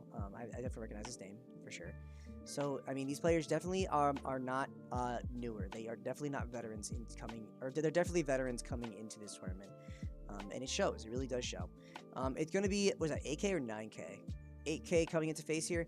I mean, that is just an easy Blast Breath or a Bagua block there. So I wouldn't be surprised if that's the way he goes about it. If that's 8, it actually might be way more. It's hard to see. But even then, this is a very decent, easy block if you have the Bagua, Blast Breath, or Love Beam here. I mean, I have to imagine he did. He discarded 2 Baguas coming up in this last turn. So yes, we are going to see the Blast Breath and the 2K counter. Now, what's interesting about that, though, is yes, he is able to counter out of that, but because it was a Blast Breath and not something like a Bagua, he is going to be only at 9 Dawn coming this next upcoming turn as we pull Kaido, which means he can't respond with his own 10-drop again to respond to the purple player's 10-drop. So that's definitely something you don't want to see there. We are going to see a Black Maria as well, so we even can't even swing into the leader using or putting some Dawn to it again. So he is at 9 Dawn, not 10. So this is going to matter coming into this turn because now he cannot KO this Kaido. He does put 1 Dawn to the Mihawk, which means he's going to swing for 6 and draw 2, discard 2, and really get some filter into his hand. Maybe get some cards that he doesn't want out that are dead. Potentially maybe something like King, or maybe, yep, there's a King right there. Yep, exactly. King and an Oni. Yep, perfect. Getting those cards out of your hand does mean you don't have, you have more access to counter cards, like your Love Beams, your Blast Breaths, your Baguas, stuff like that. So that is good that he managed to get some dead out of his hand there. We are going to see the block, which does mean he does get to ramp 1 off the leader effect, which is awesome, bringing him to 8 Dawn available to him. Now, what do you do here? He did use 4 of his queens, so we're not going to be able to see that for a little while. You are going to see 6K at lead, so that does mean he is going to use the rest of this Dawn as proficiently as he can, potentially even playing a King and not activating effect. He could play some blockers, something like that. Those are definitely not bad. And he did take the life. We are going to see 2 Boas coming on the field and passing turn. Going really wide after this Kaido board wipe from a turn before is really, really good. Being aggressive after that is the way to go. Or being aggressive before that, being able to ensure that if they do 10 drop, then you get to, if they're 1 or 2 life, or 1 or 0 life, they just win the game off of that. So that is one easy way to get around board wipe. And even if they do decide a board wipe, going wide like this is definitely a decent answer. And not to mention that these Boas are acting as blockers. So now he can potentially survive this next turn even easier. If he does have another 10 drop, though, Palillo can play 10 drop, get rid of the Boas and the Mihawk, and swing for 5K at leader. However, again, it's the same thing as before. If Palillo does decide to do that, then Enma on the left playing Blue Purple Kaido would be able to respond with a 10 drop of his own and potentially win the Kaido chicken race again, which is important for sure coming into this matchup in this game. Not good for me. I bet like 500 on purple. Yeah. I mean, if you bet your coins on purple, it's definitely closer than you think. It's not. This game is definitely not over. If we do see the 12K swing from Kaido, I definitely think you do it before you play your next 10 drop. If you decide to 10 drop this turn. But if you play your swing your Kaido first, we are gonna probably see the Boa blocker coming in. Nope, but we are gonna see him take the life. That's very interesting. We're going to see 9 cost Kaido come down, going to get rid of potentially a Boa and even be able to swing into the Mihawk or swing into leader. Personally, I think obviously swinging into leader is the way to go this turn. Be able to waste the cards coming out of his hand, but it forces a block, so it does get some cards off the board. Now he does have 12 drop and 10 drop on board, and now which is unfortunate for Emma is that since he is in fact at 0 life, he cannot respond with a board wipe, because if he does in fact board wipe, then his opponent can just go for game by putting all into leader and swinging for 15. So we are going to see 1 Dawn on the Mihawk, swinging for 6, going to draw 2, discard 2, filter some cards out of his hand. If you are Emma, you have to think about either going for game here, which is very improbable, or guarantee get a huge line of defense so you don't lose in the upcoming turn with double Kaido on board is definitely not looking great. This is definitely not looking good for Enma. 9 drop is just definitely the way to go from that last turn comparatively to 10 drop. You don't want a 10 drop if you do have access to that 9 drop. So this is definitely looking in more Palillo's favor now. The Blurple, by the look of it, plays a lot of what I play. I like it. Yeah, B-Rai, I'm really liking the way this blue-purple Kaido player is playing into his turns. It's very, very nice. We are going to see 1, 2, 3, 4, 5, 6 Dawn onto leader. It's going to be 11k, potentially going into a Kaido, but into the 9 drop Kaido. But I would have to assume this is going leader, right? Because if you're going into that Kaido, he only needs a 2k counter out of this. So I'd have to assume you're trying to survive this next upcoming turn, which is definitely going to be difficult.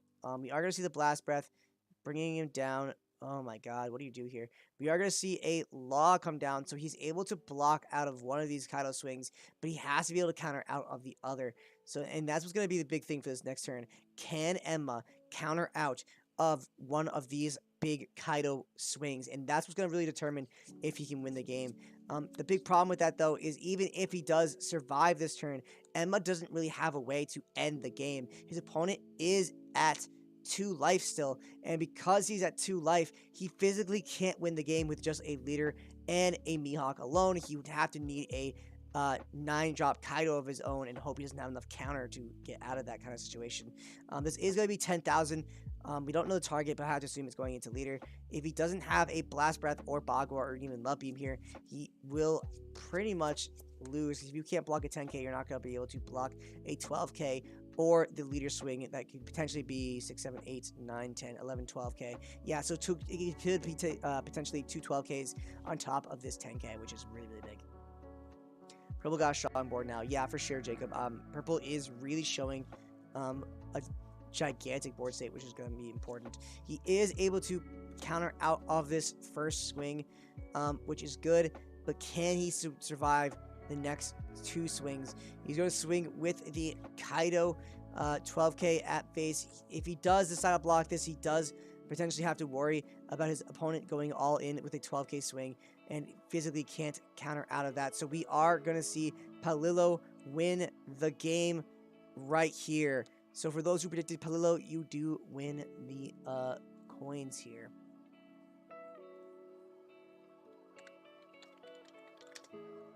It's definitely a good game. Ooh, I misspelled blue because I mistyped. But yeah, Kaido Purple wins that match. That was definitely a good match for sure.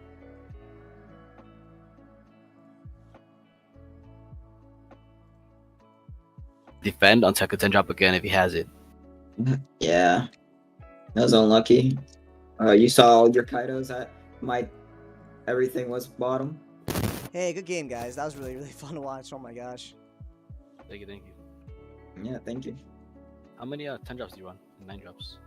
9 drops, 3. Should I run 4? How many 10 drops? 2. 2? Nah, this is fine. Should I I run don't know 3 how and Jack works. 3 and 4? Maybe 3 and 3, or 2 and 4 even. 3 and 4, yeah. I mean, usually. I mean, it's definitely not wrong to suggest that. A lot of deck building for Blue Kaido and its success does come from the amount of Kaido you have and what the specific intricate things you do. I did notice he does even play page 1, which is very interesting.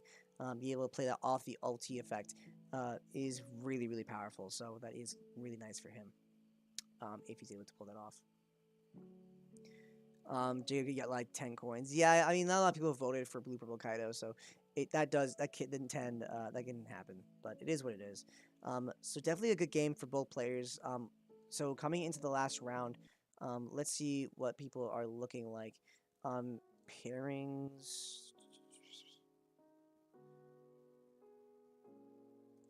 Win-loss reports.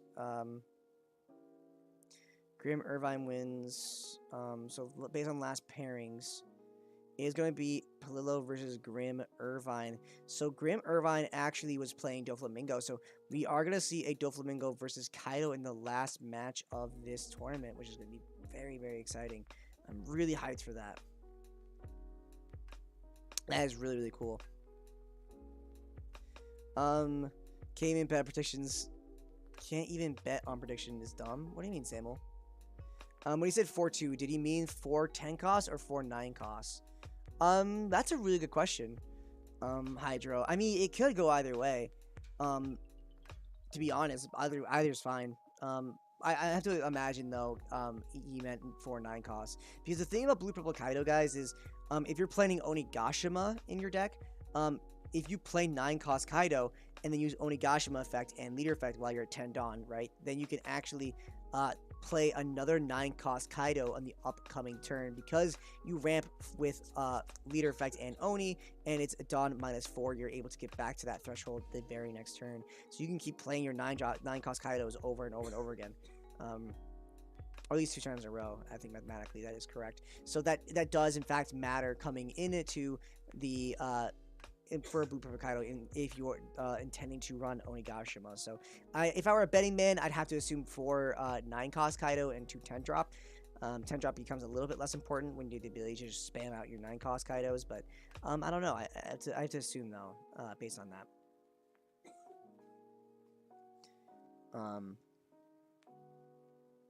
Sweden has really strict betting laws, so it sees the putting channel points on predictions as a form of gambling promotion, so you can't bet channel points. Makes sense for Blurple. Really, Samuel? Really? Weird. That is very weird, Samuel. I've never heard of that until just now, that you can't bet channel points if you're in Sweden. That's very interesting. So Buggy won his. So Buggy won against Brian, Palillo versus won against Emma, and Grim versus Saber. So I have to assume it's Grim versus Palillo, Saber versus Emma, and Buggy versus. Oh wait, no, that has to be Buggy versus Emma. Someone's getting paired down. So Brian versus Axon, maybe. No, Brian gets a bye. Buggy versus Axon. Grim and Saber, Saber Emma, Palillo, Grim, maybe. Yeah. I'd have to assume, based on logic. I think.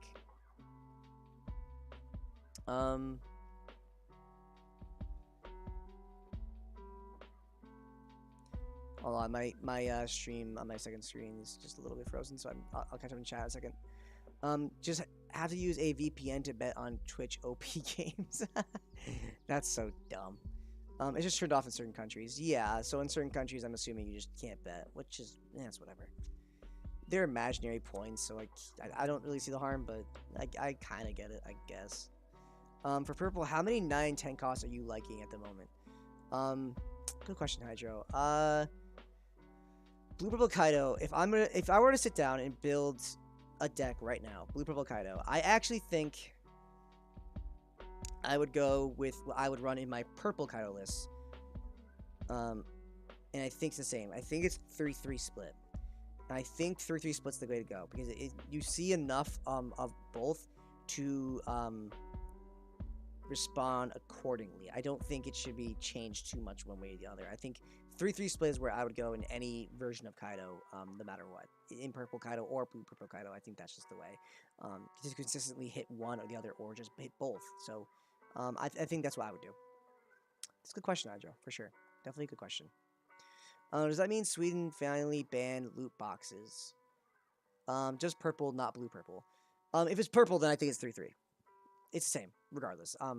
I think if you're going to lean more heavily on one or the other, I think 10 drop is something you should lean slightly heavier on, because it's just better into so many matchups, including green, including red green law. Zoro is kinda doesn't matter. Like, I don't think either are better than the other into the Zoro matchup. And then Buggy, I think, or Buggy, I'm sorry, god damn it. Doflamingo, in the Doflamingo matchup, I think that, the purple, the 10 drop is better, for sure. I think being able to board wipe is just so powerful in that matchup, which I think you're going to see into the next round. I think you're going to see, 10 drop is just going to put such a big part for Palillo coming into this Doflamingo game. I think it's going to matter. So we will, while we are waiting.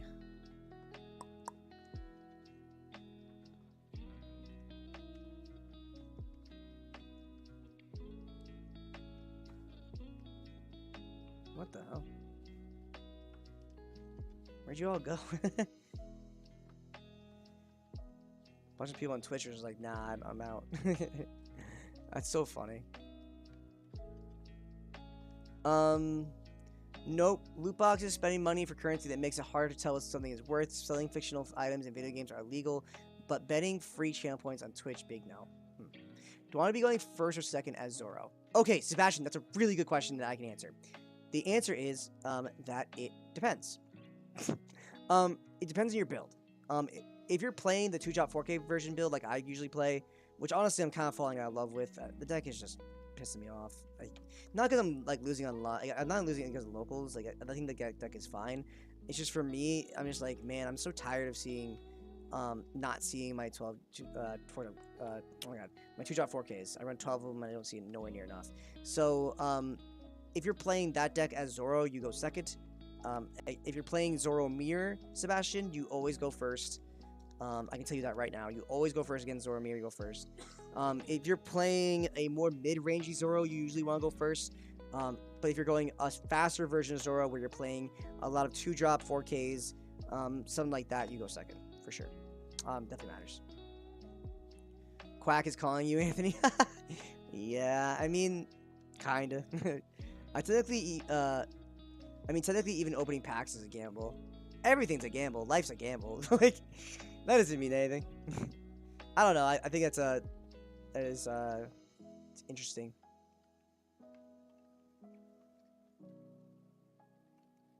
Brian Hayward, that's so funny. He's proud of Bucket for getting the win. I mean, Duck Tribal, or the Duck deck that we've been working on at Moonmen for Zoro, is definitely a way to go. I don't have any access to the promos though. Like, I haven't hit a single one yet, and I don't want to spend $5 up on a promo right now. So I'm gonna wait until it gets a little bit lower before I buy my Sunnies, if I even have to. Hopefully, I can find a locals that has them, and I can save some money. Hopefully, coming whatever. So hopefully we get this last round quicker than later. Everyone should be done. So, and we hit the 4-minute timer mark, so we should have.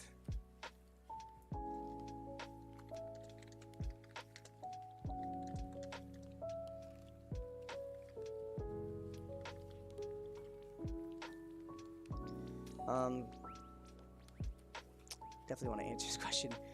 Thanks, good vibes. Thank you, Sebastian. I really appreciate a really good question like that, and honestly, it gets me talking about something.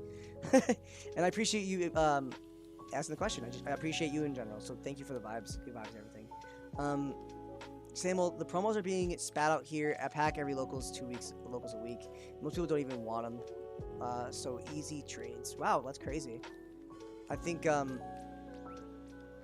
yeah, I think that those promos are really, really valuable. There's a lot of distributors who just didn't get those promos, so it matters. Alright, so funny when we were just talking to Yonko, both our names are Anthony. Huh? Oh. Graham, is your name Anthony? That's so funny. Web? Oh, it's webcam or Sim, yeah. Harlesworth, he was answering the question. Alright, so we're gonna watch Scrim versus Palillo. We'll wait for Palillo to hop in.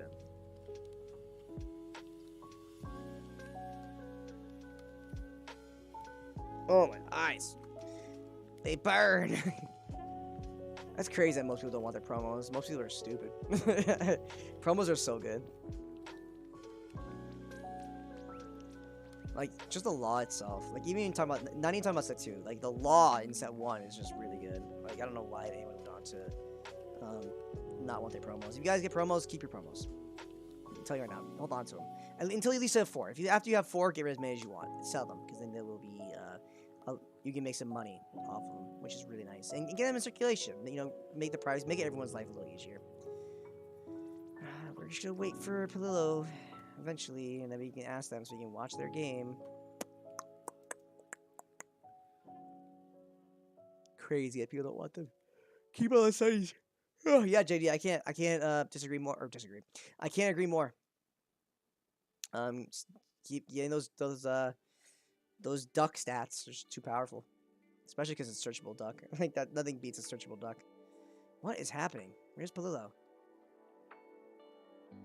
I want to watch the game. There we go. Hey guys, it's cool if we stream your last game. Yeah, no problem. Yeah, that's fine. Lovely. Good luck, guys. Thank you. Okay, we get to finally get to watch the finals of this tournament. So let's begin the for my lovely Twitch viewers. Let's do the I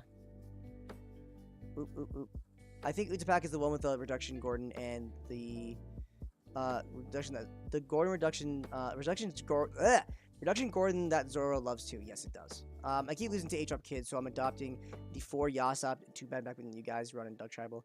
Yeah, Samuel, that's kind of just the way to go. Like, the Yasop is specifically to do that.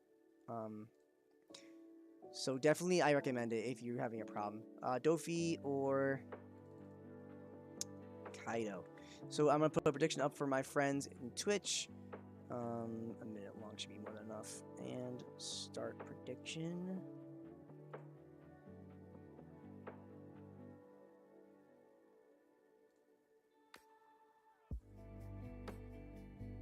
Have you seen chapter 1069? No, Paco, I haven't yet. I intend to soon, though. After this from, I'll take a look at it. I already heard a lot of spoilers for it, though, so it's like, I low-key know what happens, but I'm really excited to read it. I'm very, very excited to read it. It's a really cool chapter. I heard a lot of cool, good things. Let me bet with 0 channel points, Samuel. You have 0? I mean, if you go to the bottom left every once in a while, you get points. You know that, right? Oh, wait, but can you not? You could just, is that the way? Is that what you were talking about before, Samuel? Because you can't. Boo Boo Lovers, do you have the best red green list without promos in set 1, please? I sure do. After this game, Boo Boo Lovers, just for you, I will give you what I think is the best law list coming into set 1. And I didn't even make it. I did make changes to it myself, but I've done a lot of testing with this deck. I've tried making a better version. Honestly, I just don't think it's possible to make a better version of the deck. It's just better. It's the best way. I tried, though, guys. I did make my own personal changes, though, because I think there's 2 cards that I wasn't totally in love with, and I'm experimenting with the ratios. So hopefully I get back tremendous dividend in terms of my law deck. I had to test it, though. I haven't had time to test anything. So hopefully get some testing in soon. I'm not allowed to put channel points in, so it's just bets with 0. Oh, that's annoying. Bet anyway. Have fun with it. Alright, so we already see Perona drop down. As turn 2 player, that is a little bit worse for Dofi. It would have been way better for the Dofi player if he was able to play Perona turn 1 comparatively to turn 2. But, you know, better to see Perona now better than later, or never. So it is what it is. So did you see we're going to have a chapter every 2 weeks until the 1st or 2nd week of January? I really didn't, and that makes me want to cry, Captain Taco. I want to cry now. Thank you for making tears come in my eyes. Last year we got Blue's favorite big eyed searcher returning to the series. Huh? Blue's favorite big guy searcher. What? I was honestly curious when the arc started, what he'd end up doing. For the record, I bet on Dofi. All right, Symbol. I respect your bet. Sento. Oh, yeah. I was gonna say, it's like, there's a lot of good searchers. It's also, if you include set 2, Buggy's the best searcher, obviously. Nice try. Alright, so we are gonna see the Onigashima come down, which is what it is. But he did counter out of that first swing. Try to keep high life is totally fine into the Kaido strategy. We are going to see the Doflamingo swing with leader effect, get the Boa Hancock off the top of deck, which is really big. He does have the 1 dot. Yes, there we go. I was going to say, getting that law down would be really nice. Granted, Pillow is going to be at 6 Dawn. If he has King, I'm going to be upset. Because then he really easily gets rid of that Boa. I gotta say, though, I really... I don't know, man. Buggy searches limbs. Buggy's so good. Not only is he the best searcher, he's the best duck. He is the best duck. Buggy's just the best. He's my favorite character by literal leagues. I can't emphasize it enough. So my point though, I was trying to say is, what would make me upset about if he gets the king is I'm so tired of Kaido players having the pure nuts where they go, I have Oni and then I play king and I have that every game and I when I play it I never have that. It's like it never happens. It's Fuko Kruju. Okay, so we get to Palillo, we still get to be cool. You're the most luckiest man in this literal planet. But I really like the Fukuro Kuju play. A lot of people aren't doing that, and they are fools because Fukuro Kuju is really, really good. Fukuro Kuju is so good. If you don't have the king, or if they don't have a card on board, you have to play it, and it's an AK. It's so good, especially for also green. You are tired of Kaido getting the nuts, Samuel. I don't know what you're implying. I don't play Kaido, at least not anymore. Alright, we are going to see Dofi swing at leader, playing the Moria, activating effect, getting the law back to hand. I'm very confused how you, what was, I feel like that was a dig, Samuel, but I don't know. Need to remind you of my near first place at locals. Oh, I see. I see. You're right, I did forget. That sucks. That's really unfortunate. Should you always have 4 kings or ever merit change for Kaido? Hydro, I really do think you should run 4 kings. If you do feel like running 3 kings, I'm talking about 6 drop, of course. If you do feel like playing 3 6 drops, that's fine. I just don't recommend it. I think if you're gonna play Kaido, I think 4 is the way to go. That way you consistently go turn 1, do nothing. Turn 2, play Oni. Turn 3, play King, and you're winning the game. Like that's so good that like you can't not ignore it. It's just too powerful. Also, I think 7-drop should be a 2-up before you do ask that question. 7-drop King should be a 2-up because of the current meta that we are in with Zoro and Law being, and even Kid being so popular. Having 7-drop is at 2-up, I think, is just so good. Need to remind you that one time Jack got second with Blue Purple Croc. Ages ago? Wasn't that? Like, 3 6 costs and 1 7 costs. I think it should be 4. If you do decide to go with 3 6 costs, that is fine, but I think 4 is the way to go, personally. I think you run 6 kings in whatever ratio you prefer. You could do, yeah, I guess. That in theory is decent. It's not a bad call. Samuel's definitely not wrong. You could go 3 and 3 with 7-drop and 6-drop. Personally, I think 4 and 1 is, or 4 and 2 is better, but it is what it is. We are going to see 9 cost Kaido from Palillo's side come down and kill. I would have to assume. I mean, if you kill the Law, no, don't kill Law. You kill Boa. You kill Boa here. Yeah, I don't know why you'd kill Law. So you swing leader into the Gecko Moria or the Fukuro Kujo. The Moria is also decent. Is he already at 2 life? When did this happen? Huh? What happened? What did I miss? I know he was being really aggressive, and that was correct. He was really swinging a lot, but man, I didn't see that coming. Being at 2, I thought he'd be at 3. So yeah, he swung into leader there, or he killed the Moria, and now he swing 10k. Shinigami Rap. That's a really great name. Thank you for the follow. I appreciate you joining the Moonmen stream. Thank you for the follow. Always love to see it. I'd rather use space for more than 9-drop and 10-drop Kaido. Any of those are fine. Yeah, I mean, it's fine. JD, like, there's nothing wrong with saying 3-1. If you're making space for more 9-drop, 10-drop, like, that's fine. I respect it.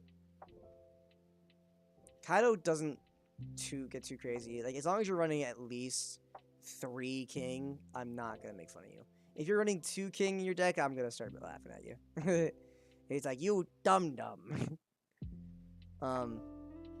It's fine. I still think 3 is the way, at least. But if you run 4, that's great. If you run 2, it's a little questionable, but at the end of the day, if you're winning with it, you do you. We are gonna... You get Pacifista? Graham, you can't... Graham, I don't think... No, but Pacifista blocker. Go ahead. I don't think the Pacifista is a 7 Warlords, by the way. the one you played. Oh on yeah, phone. yeah, yeah. You're right. Oh, wow. Good catch. I didn't even catch that. Yeah, I keep forgetting. No worries, no worries. I Been got thinking you. about Kuma, yeah. Didn't want a botch game to happen because of something dumb. I hope you enjoyed my cough into the mic. All right, so we're gonna pass back to Plelo here.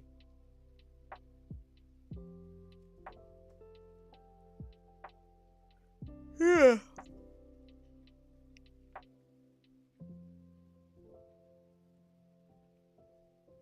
All right, let's see what we do here.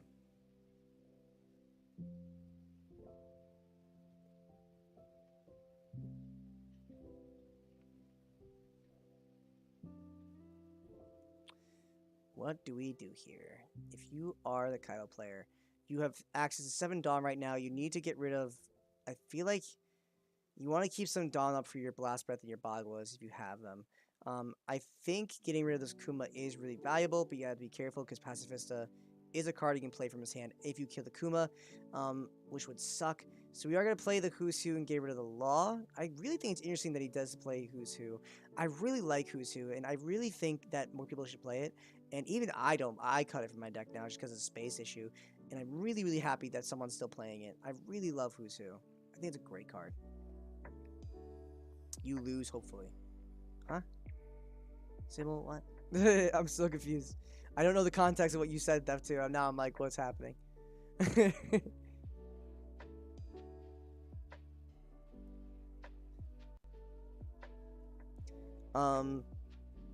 So let's see what he's gonna do here. He swung at leader.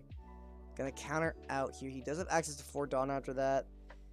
Hey, if Shank's trial deck was out, I knew what I would say, but there's no way it's Uta. So 8k at face. I mean, then he goes Kaido, 10k at face. Do you block here? Is the question. I feel like you don't. There's nothing in Kaido unless Marchu isn't. Yeah, there's nothing in Kaido that can get rid of this Kuma right now. So I feel like you're gonna use the blocker. You could either use it to wait until you have Pacifist in hand next turn, or do you yeah, I don't know. This is very awkward. Or do you block the 10k Kaido and then you play your Pacifist for hand right now? Like, it's one of those two things. Yeah, so he's gonna block here. That's what I expect. Like, if you're blocking it here, then you can play the Pacifist for hand. There you go. Very nice. You asked what to do if you were the Kaido player, and I bet Dofi. That's funny. He does play 2 blockers there. Ick. Gross. I will stand by Who's Who. Insert the meme about if Who's Who has no fans, then I'm gone. Looking at the OPO2 meta, you definitely run a lot of Who's Who.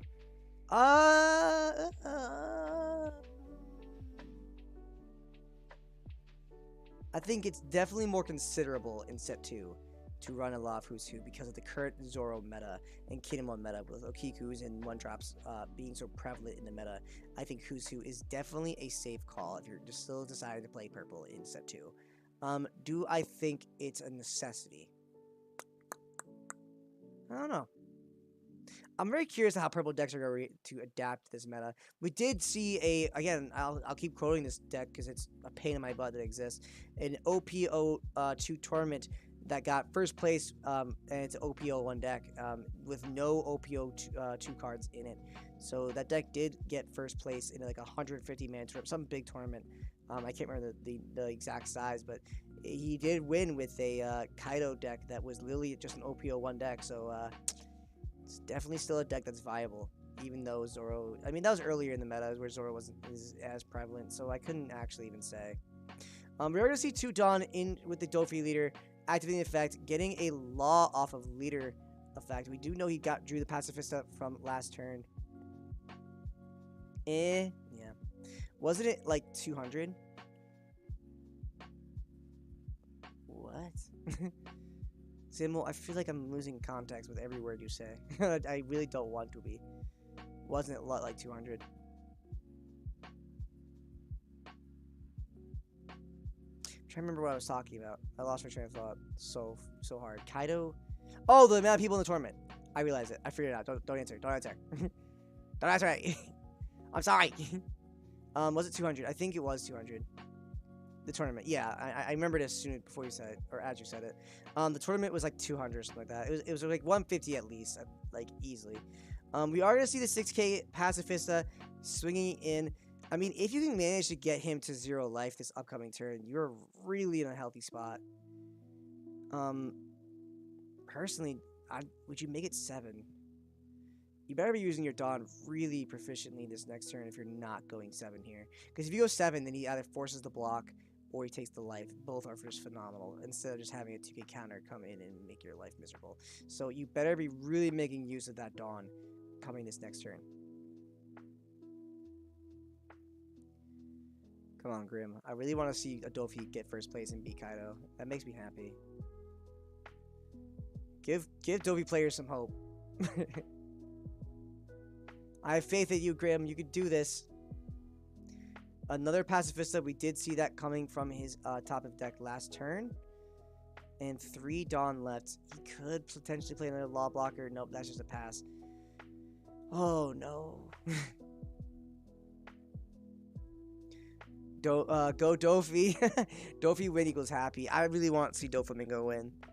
No offense to Palillo. I know he's a phenomenal player, and I love watching him play, and I'm a huge fan in terms of him playing. Like I've always enjoyed watching his games, but man, do I really want to see Dofi shine, just so people have some faith in Doflamingo.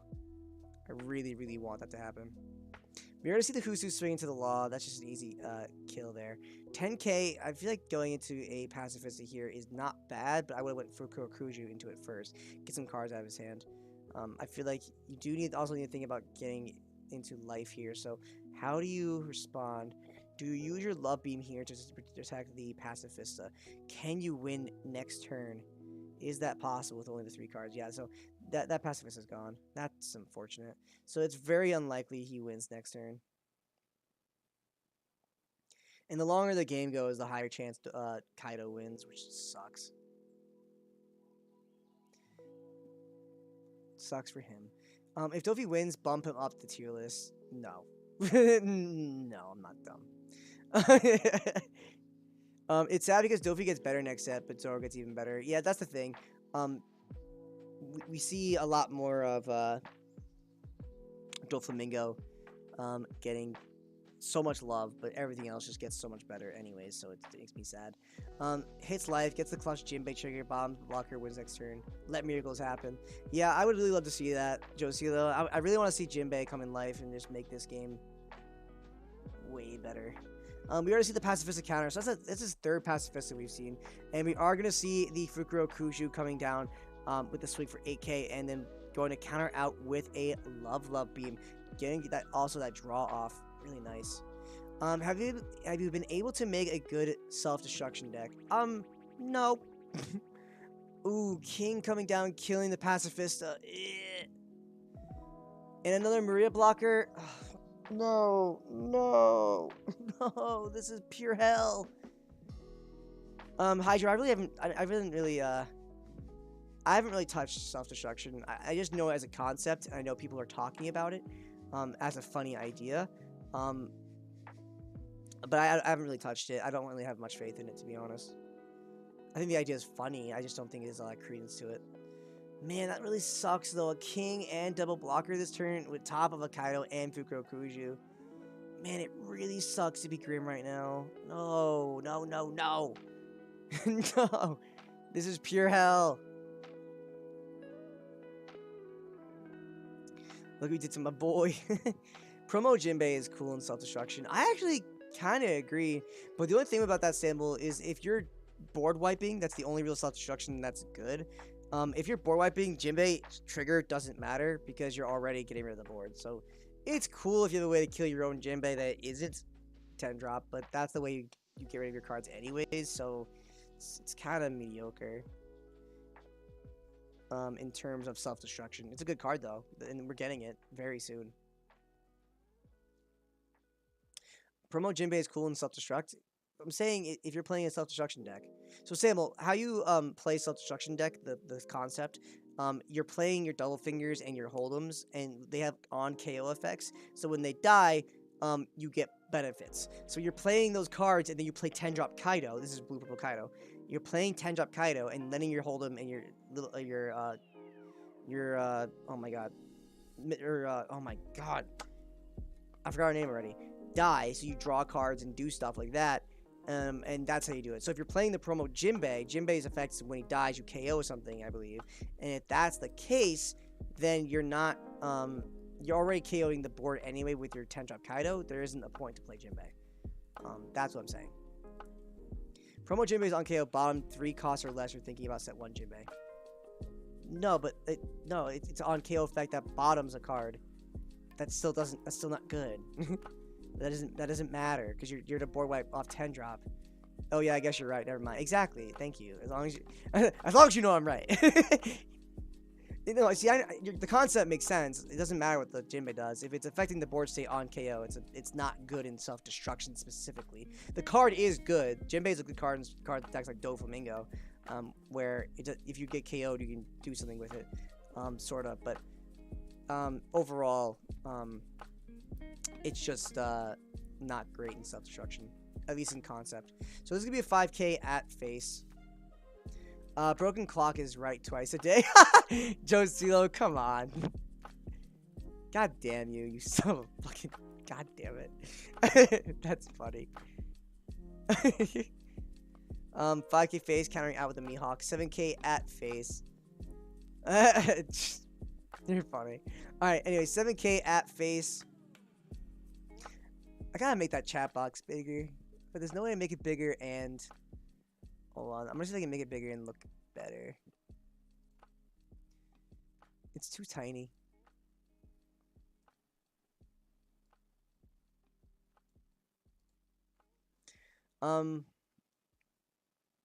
So let's see if we get the 7K swing gonna block out of that. Now the thing is, it is possible. It's possible for Grim to win with Dofi next turn. It is physically possible. You find a way to get rid of this blocker, and then, and only then, you could potentially hit with 2 attacks and go for game. Another 9-drop means never mind. Oh my god. That sucks so hard. 10K at face, you have to take that. You don't have enough cards to counter out of that. No amount of cards in this world means you counter out of this. No! Pillow's gonna win this. Oh my god. Getting rid of that Virgo is so bad. So bad for Dofi. Oh no. Do you play Kuma in self-destruction? Oh yeah, you could, Sable. That's a good point. You could play Kuma in self-destruction. I would. I'm not sure if you do. I didn't build self-destruction. It's a concept. I didn't think of it. But yeah, in theory, you can play Kuba. Then you maintain board after board wipe. Yeah, who's running Doflamingo right now? Chads are running Doflamingo right now, Josilo. Only the coolest people play Doflamingo. So not me.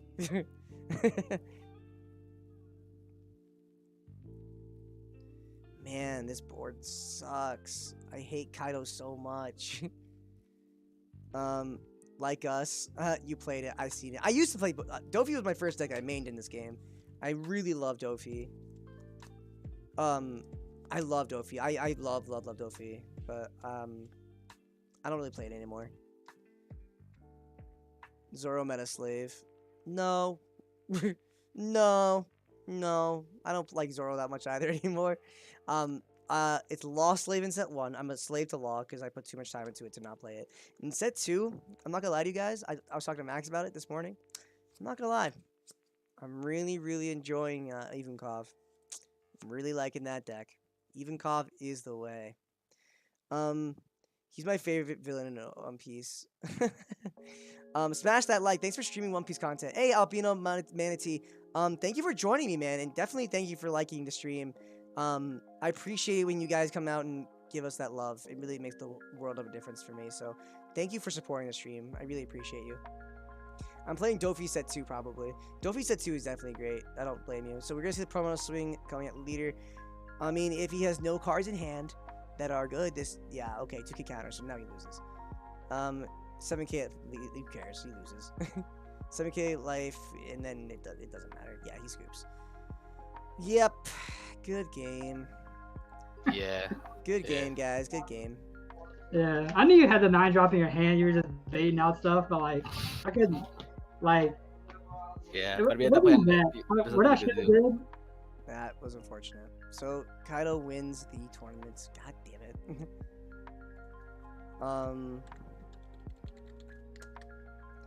Kaido 100%. Oh, so I guess I don't feel too bad. No one lost their coins. I guess Palillo would have lost his coins if he bet any money. So you lost 0, Palillo. Do you win money if you bet 0? If you win, would you have won something? How does that work? Anyone want to donate me an alt art Dofi leader card? Can anyone want to donate me a Dofi leader? Yo, if someone donates me a Dofi leader alternate art, I'll play Dofi. At least for a hot minute. I'll consider it. I'm not lying. I'll play Doflamingo for a while. I'll make it work. I'll somehow make it work. It won't work, but it'd be funny. It's holiday season. Josilo, you're not wrong. It's holiday season. I don't win or lose anything when I'm when betting. That's unfortunate.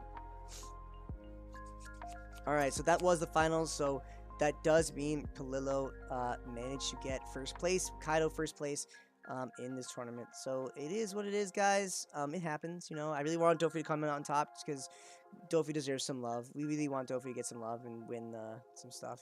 But it is what it is. It happens. Oh, is that Andy? Motherfucker. Through because I had a teach in my hand. I had everything in my hand. I'm just like, yes, I have it. Yeah. Big surprise, Kaido won the Just tournament. so annoying. It's like Onigashima. Like, I mean, I know it's a 4 of, but still, it's you can still like miss it even off a mulligan. Yeah. Like, Yeah. did you have it in your opening hand after you mulligan? After I mulligan, I had him out. Oh, okay. I didn't know if you drew it or not. That's No, why yeah. I thought you had a jack in your hand and you were thinking like, oh, I didn't have it. I'll play jack.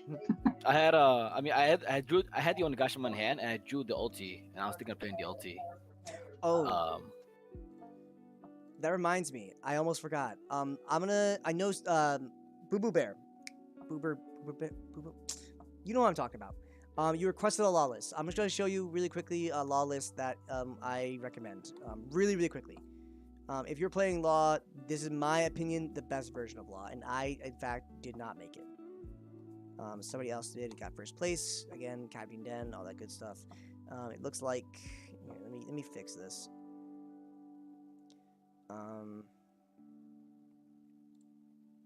This is the list. Anyway, I gotta make the changes back to what they run. Second killer and then round table. So this is, I think, personally, the best version of law that exists currently in the OPO1 format. I think if you're gonna play law, this is the way you should do it. Team Shrimp King really killed it with their tournament. They all did really well. They all phenomenal players, and they really made a really good deck list. So I really big shout out to them. If you don't follow them on Twitter, look them up. They're phenomenal. And they made a phenomenal law list. I really like them.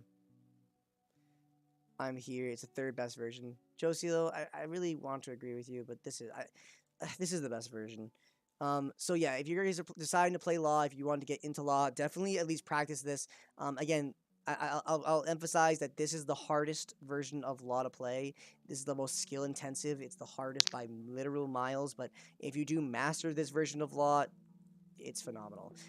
So there is this list. This is exactly his list. I made my own changes recently. So what I did is I put back the 4th beige because he was only running 19 1-drops. I think I like the 20th.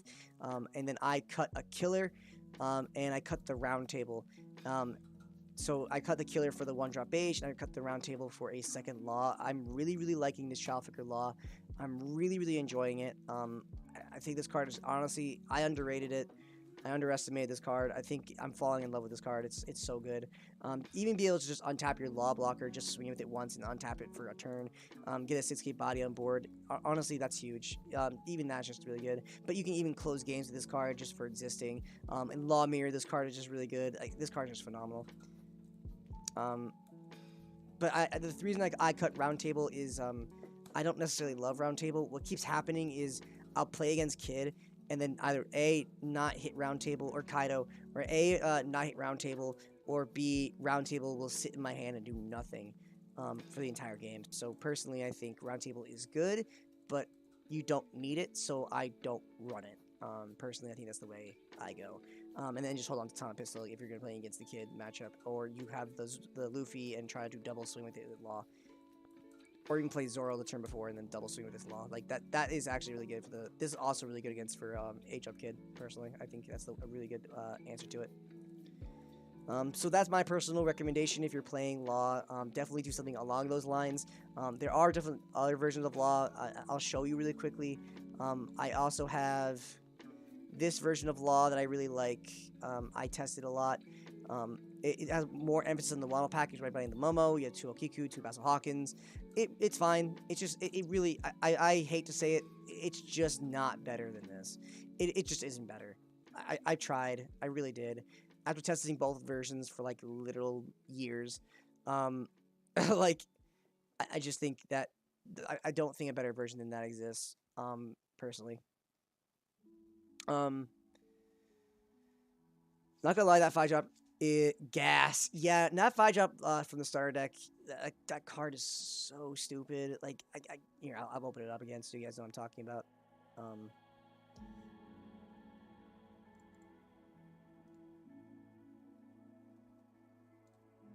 This card right here is just so stupid. It's so good. You should do a stream in Duck outfit where you only play Duck tribal decks. It's there. I'm trying to get that to happen. Yeah, Josilo is donating a Duck costume to Max so that one of us, or at least that's the plan. I don't know. So that one of us is playing a Duck costume and playing Duck tribal on stream. That is the plan. Hopefully that goes through. But I'll provide my Duck Tribal Law list, and I can build Duck Tribal Sanji as well. Yeah, Sam, I mean, Duck Tribal already exists. I already made it. Nice try. Roundtable is good if you grab off Bonnie, because it messes with your opponent's plays a little bit. Which card you mulligan for Zoro matchup and Kaido matchup? What was the Twitter again? Any Dofi list, and I get to be honorary Moon Man. Okay, alright. I'll address all of you, really quickly. And then we will close stream because the tournament's over, and I don't want to sit on too much on this because we talk about this every stream. But I'm really glad you guys are asking. Thank you for asking because I really like showing off these lists and everything. So, Roundtable is good. You can grab up Bonnie. But personally, even then, it just stays dead in my hand 9 times out of 10. And it hurts. Against Zoro matchup and Kaido matchup. Oh, thank you for the follow, Jacob. Thank you for the subscription, Jacob. Sorry, I'll rephrase that. Thank you for subscribing. I appreciate that. Easiest way to dodge ads, guys, is just easy subscribe. So, when you're playing against Zoro and Kaido, if you're playing against Zoro, you really want to get this 8-drop Kid in your hand. Having it later is just as good as having it earlier, so it doesn't really matter. Realistically, what you want in your opening hand against Zoro, if you're playing against Zoro, is actually Cat Viper.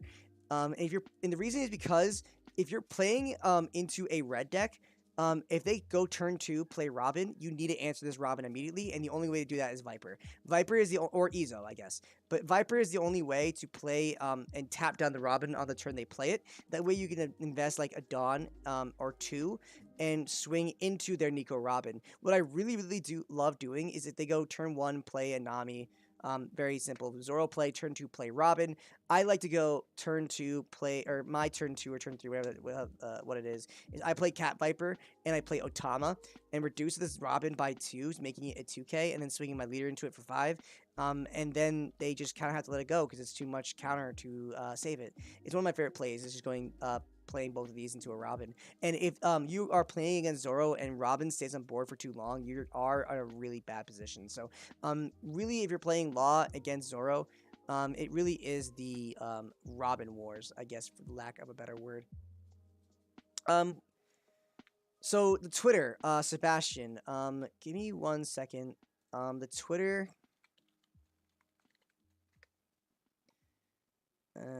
No. So this is my Twitter. I'll link mine first because I am shameless and I want people to follow my Twitter.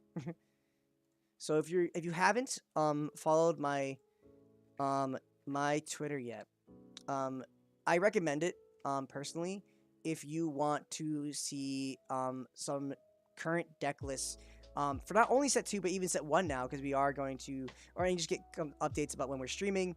But I usually repost really relevant information in One Piece, and now with if you follow Orange Samurai ID, I always repost his set 1 deck profiles that get posted when people top. So I am now posting set 1 and set 2 deck lists as soon as I see them. So it really becomes a really good database for One Piece decks. That's what my Twitter's essentially become. So definitely give it a follow if you haven't yet. For my friends on YouTube, give me a second.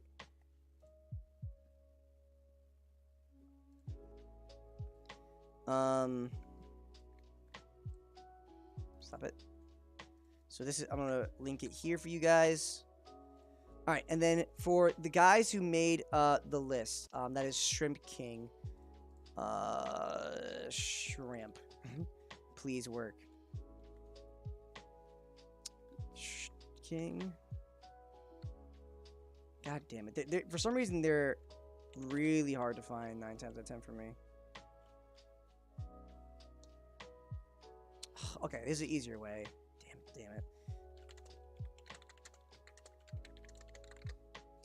it. If you go to this website, One Piece Top Decks, this one definitely a good, also a website to check out if you guys haven't. Yeah, follow Twitter, not the other Anthony. Post that Doflamingo list that got first in my eyes 5 minutes ago. Hey, Quap Nasty, how's it going? So really quickly, if you go to this is a really good website for decks, and there's some articles that are really nice. So the article that I want to show you, that's great that he actually managed to get it on here. Where is it? Yeah, Jianhui. I'm sorry, I can't pronounce your name. But this is the guy who got Captain Zen first place, second place list with Law, and he actually has an interview with him, along with his deck list. So give you some more insight, and he does talk about his Twitter page right here, Seafood King. There it is. So if you go to there, it's an easy way to find it. They are a phenomenal team.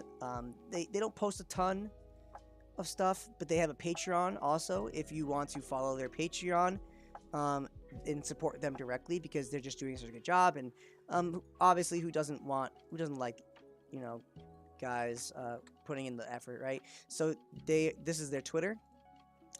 This is their Twitter to follow them and give them support. Definitely give them a follow. These guys are really nice. They're doing a giveaway.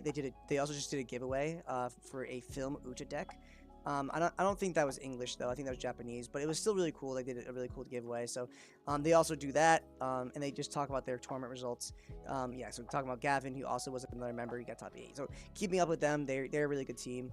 Also check out this website. It's really easy to find. One Piece Top Decks. It's definitely a decent site for articles and some deck lists. So that answers that. I just got home from my Truly Urban local. Oh, Truly Urban. Yeah, I actually really wanted to get to play into that today, but I couldn't because I was doing this. I was streaming, so I couldn't. Quap Nasty, how'd that go? Because I definitely intend to go to Urban at some point. To the locals at Truly Urban. I definitely want to end up going there at some point. Let me know. I want to know who won. What? I know Jag was thinking about going. I'm not sure if he managed to go. And how many people showed up? Was Hood? Okay, was good. Okay. Okay. Well organized? Good. Good. So Doflamingo list. Here's my Doflamingo list really quickly for you guys. This is what I'm messing around with. You can easily mess around with something else. Honestly, I think you could cut even. I know we talk about this list a lot. If we go, Virgo is really, really important. Dofri and Mihawk are definitely important. You could increase these to 3. You can cut Pacifista, and potentially cut a 1-drop Law, and you can increase these by 3 to make them 3 ofs. They are fairly important. So I definitely recommend if you have that itch, you can do that. I personally like this list. It's running 4 Alvida, 3 Virgo. Virgo is important for the green matchup. 2 Mihawk. You don't want to see too many, but you can run 3 if you want. 4 Dofi blocker. It's one of the most important cards in the game. 4 Kuma, 4 Perona, 4 Boa, 4 Love Beam, a staple card. 4 Teach, 3 Pacifista to play off the Kuma. 2 Dofi, 4 blocker. Just blocker's important. 4 Tuki counter for Mihawk, and Moria to get back your Laws and Mihawks. So this is what I would play if I were to play Doflamingo. Everyone was nice and welcoming. That's the way to go. That's the way to be.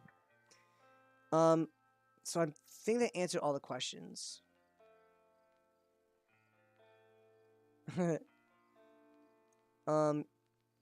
What site is this? You got.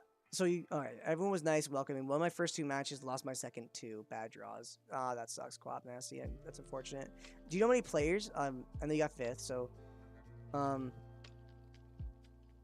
what side is this? So Shinigami Rap, sorry, darn. I got your name wrong. I'm sorry, I love your name too. This is actually OP Sim. If you go to if you want an easy way of downloading it, go to the One Piece trading card game Discord. I'll make another invite link. On Twitch. 10 or 11 players? Really? That seems kind of low. If you go to that stream, I expected way more. If you go to the stream, or in the stream, if you go to this, right, and you go to Battle Arena, and you press OP's GC Sim, right, and you click this pinned message, there is a link right here to a Google file document, and this is the One Piece card sim. English builds, and you just use one of these downloads and and then you extract the file. It's very easy. Nice. I paused at a really cool time for that. And I'll also post it here for my friends at YouTube. And then you open it up, and it's an automated One Piece trading card game simulator. So best Kaido list set 1. Boo Boo lovers, I will get that up for you.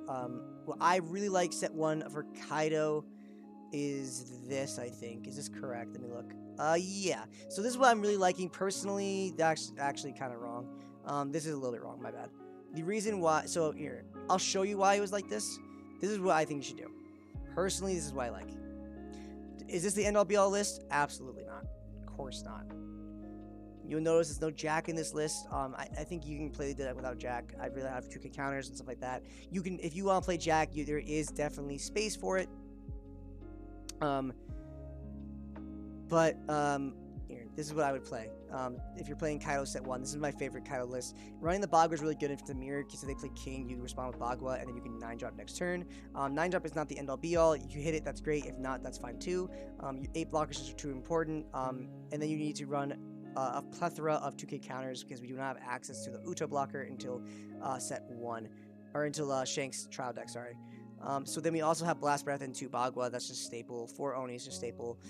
4 King I like a lot. 2 King is really good because the meta calls for it with so much Zoro, Kid, and Law. And then 10-drop is one of the best cards in the game. It just automatically wins you so many matchups. And I think leading towards playing Kaido is the way to go. You could also run this at 3. So if you cut the Blast Breath, or even cut a 2K counter, you could do something like this and run this 3rd. You can run it 3-3 like this. That's actually maybe even be better.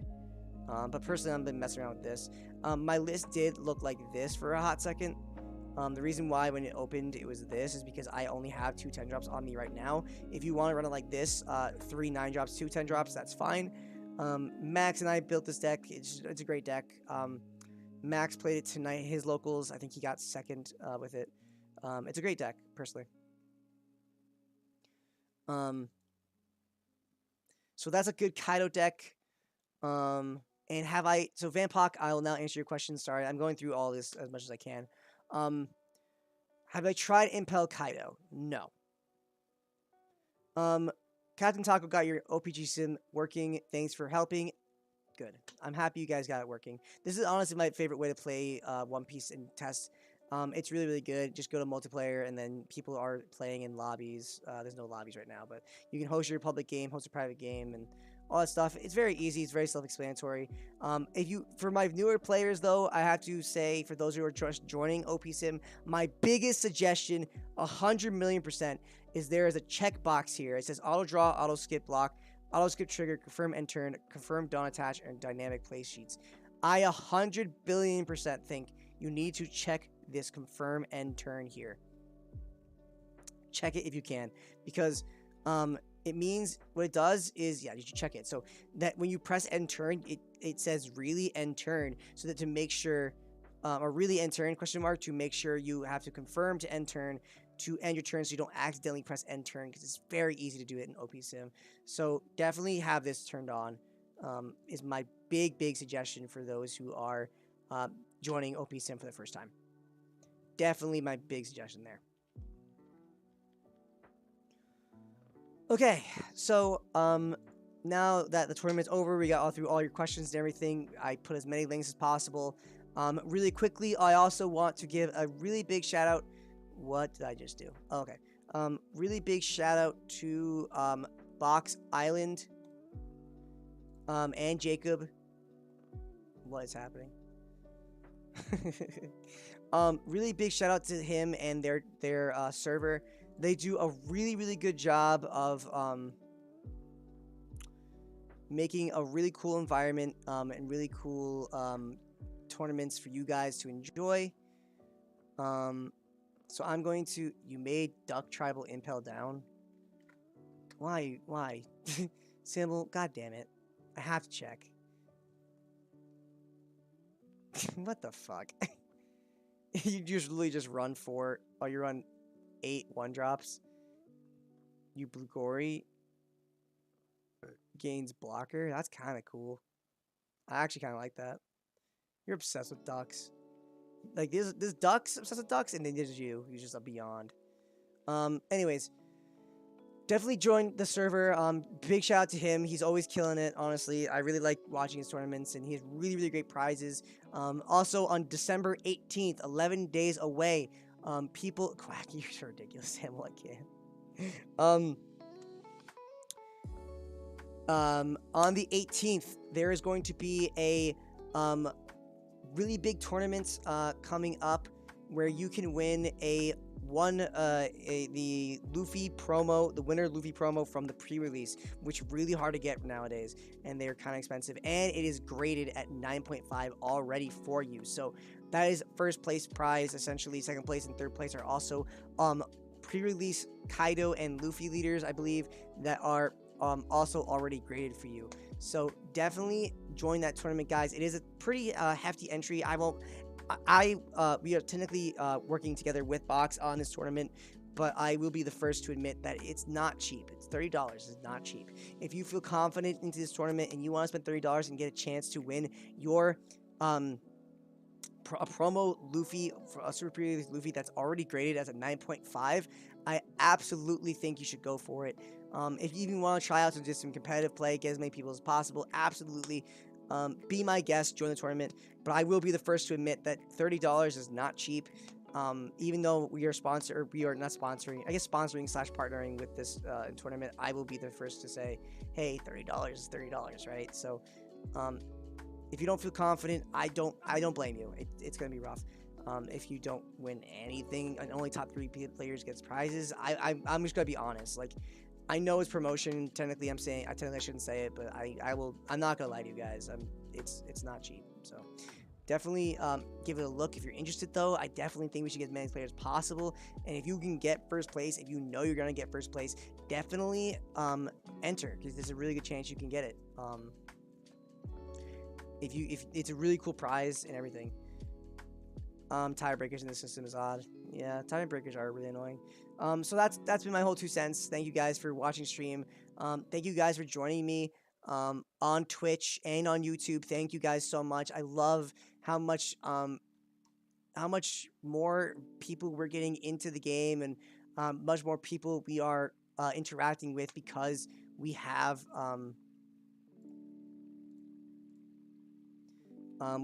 the stream on YouTube, and I really appreciate you guys coming out and taking a look at some competitive gameplay. So have a good night.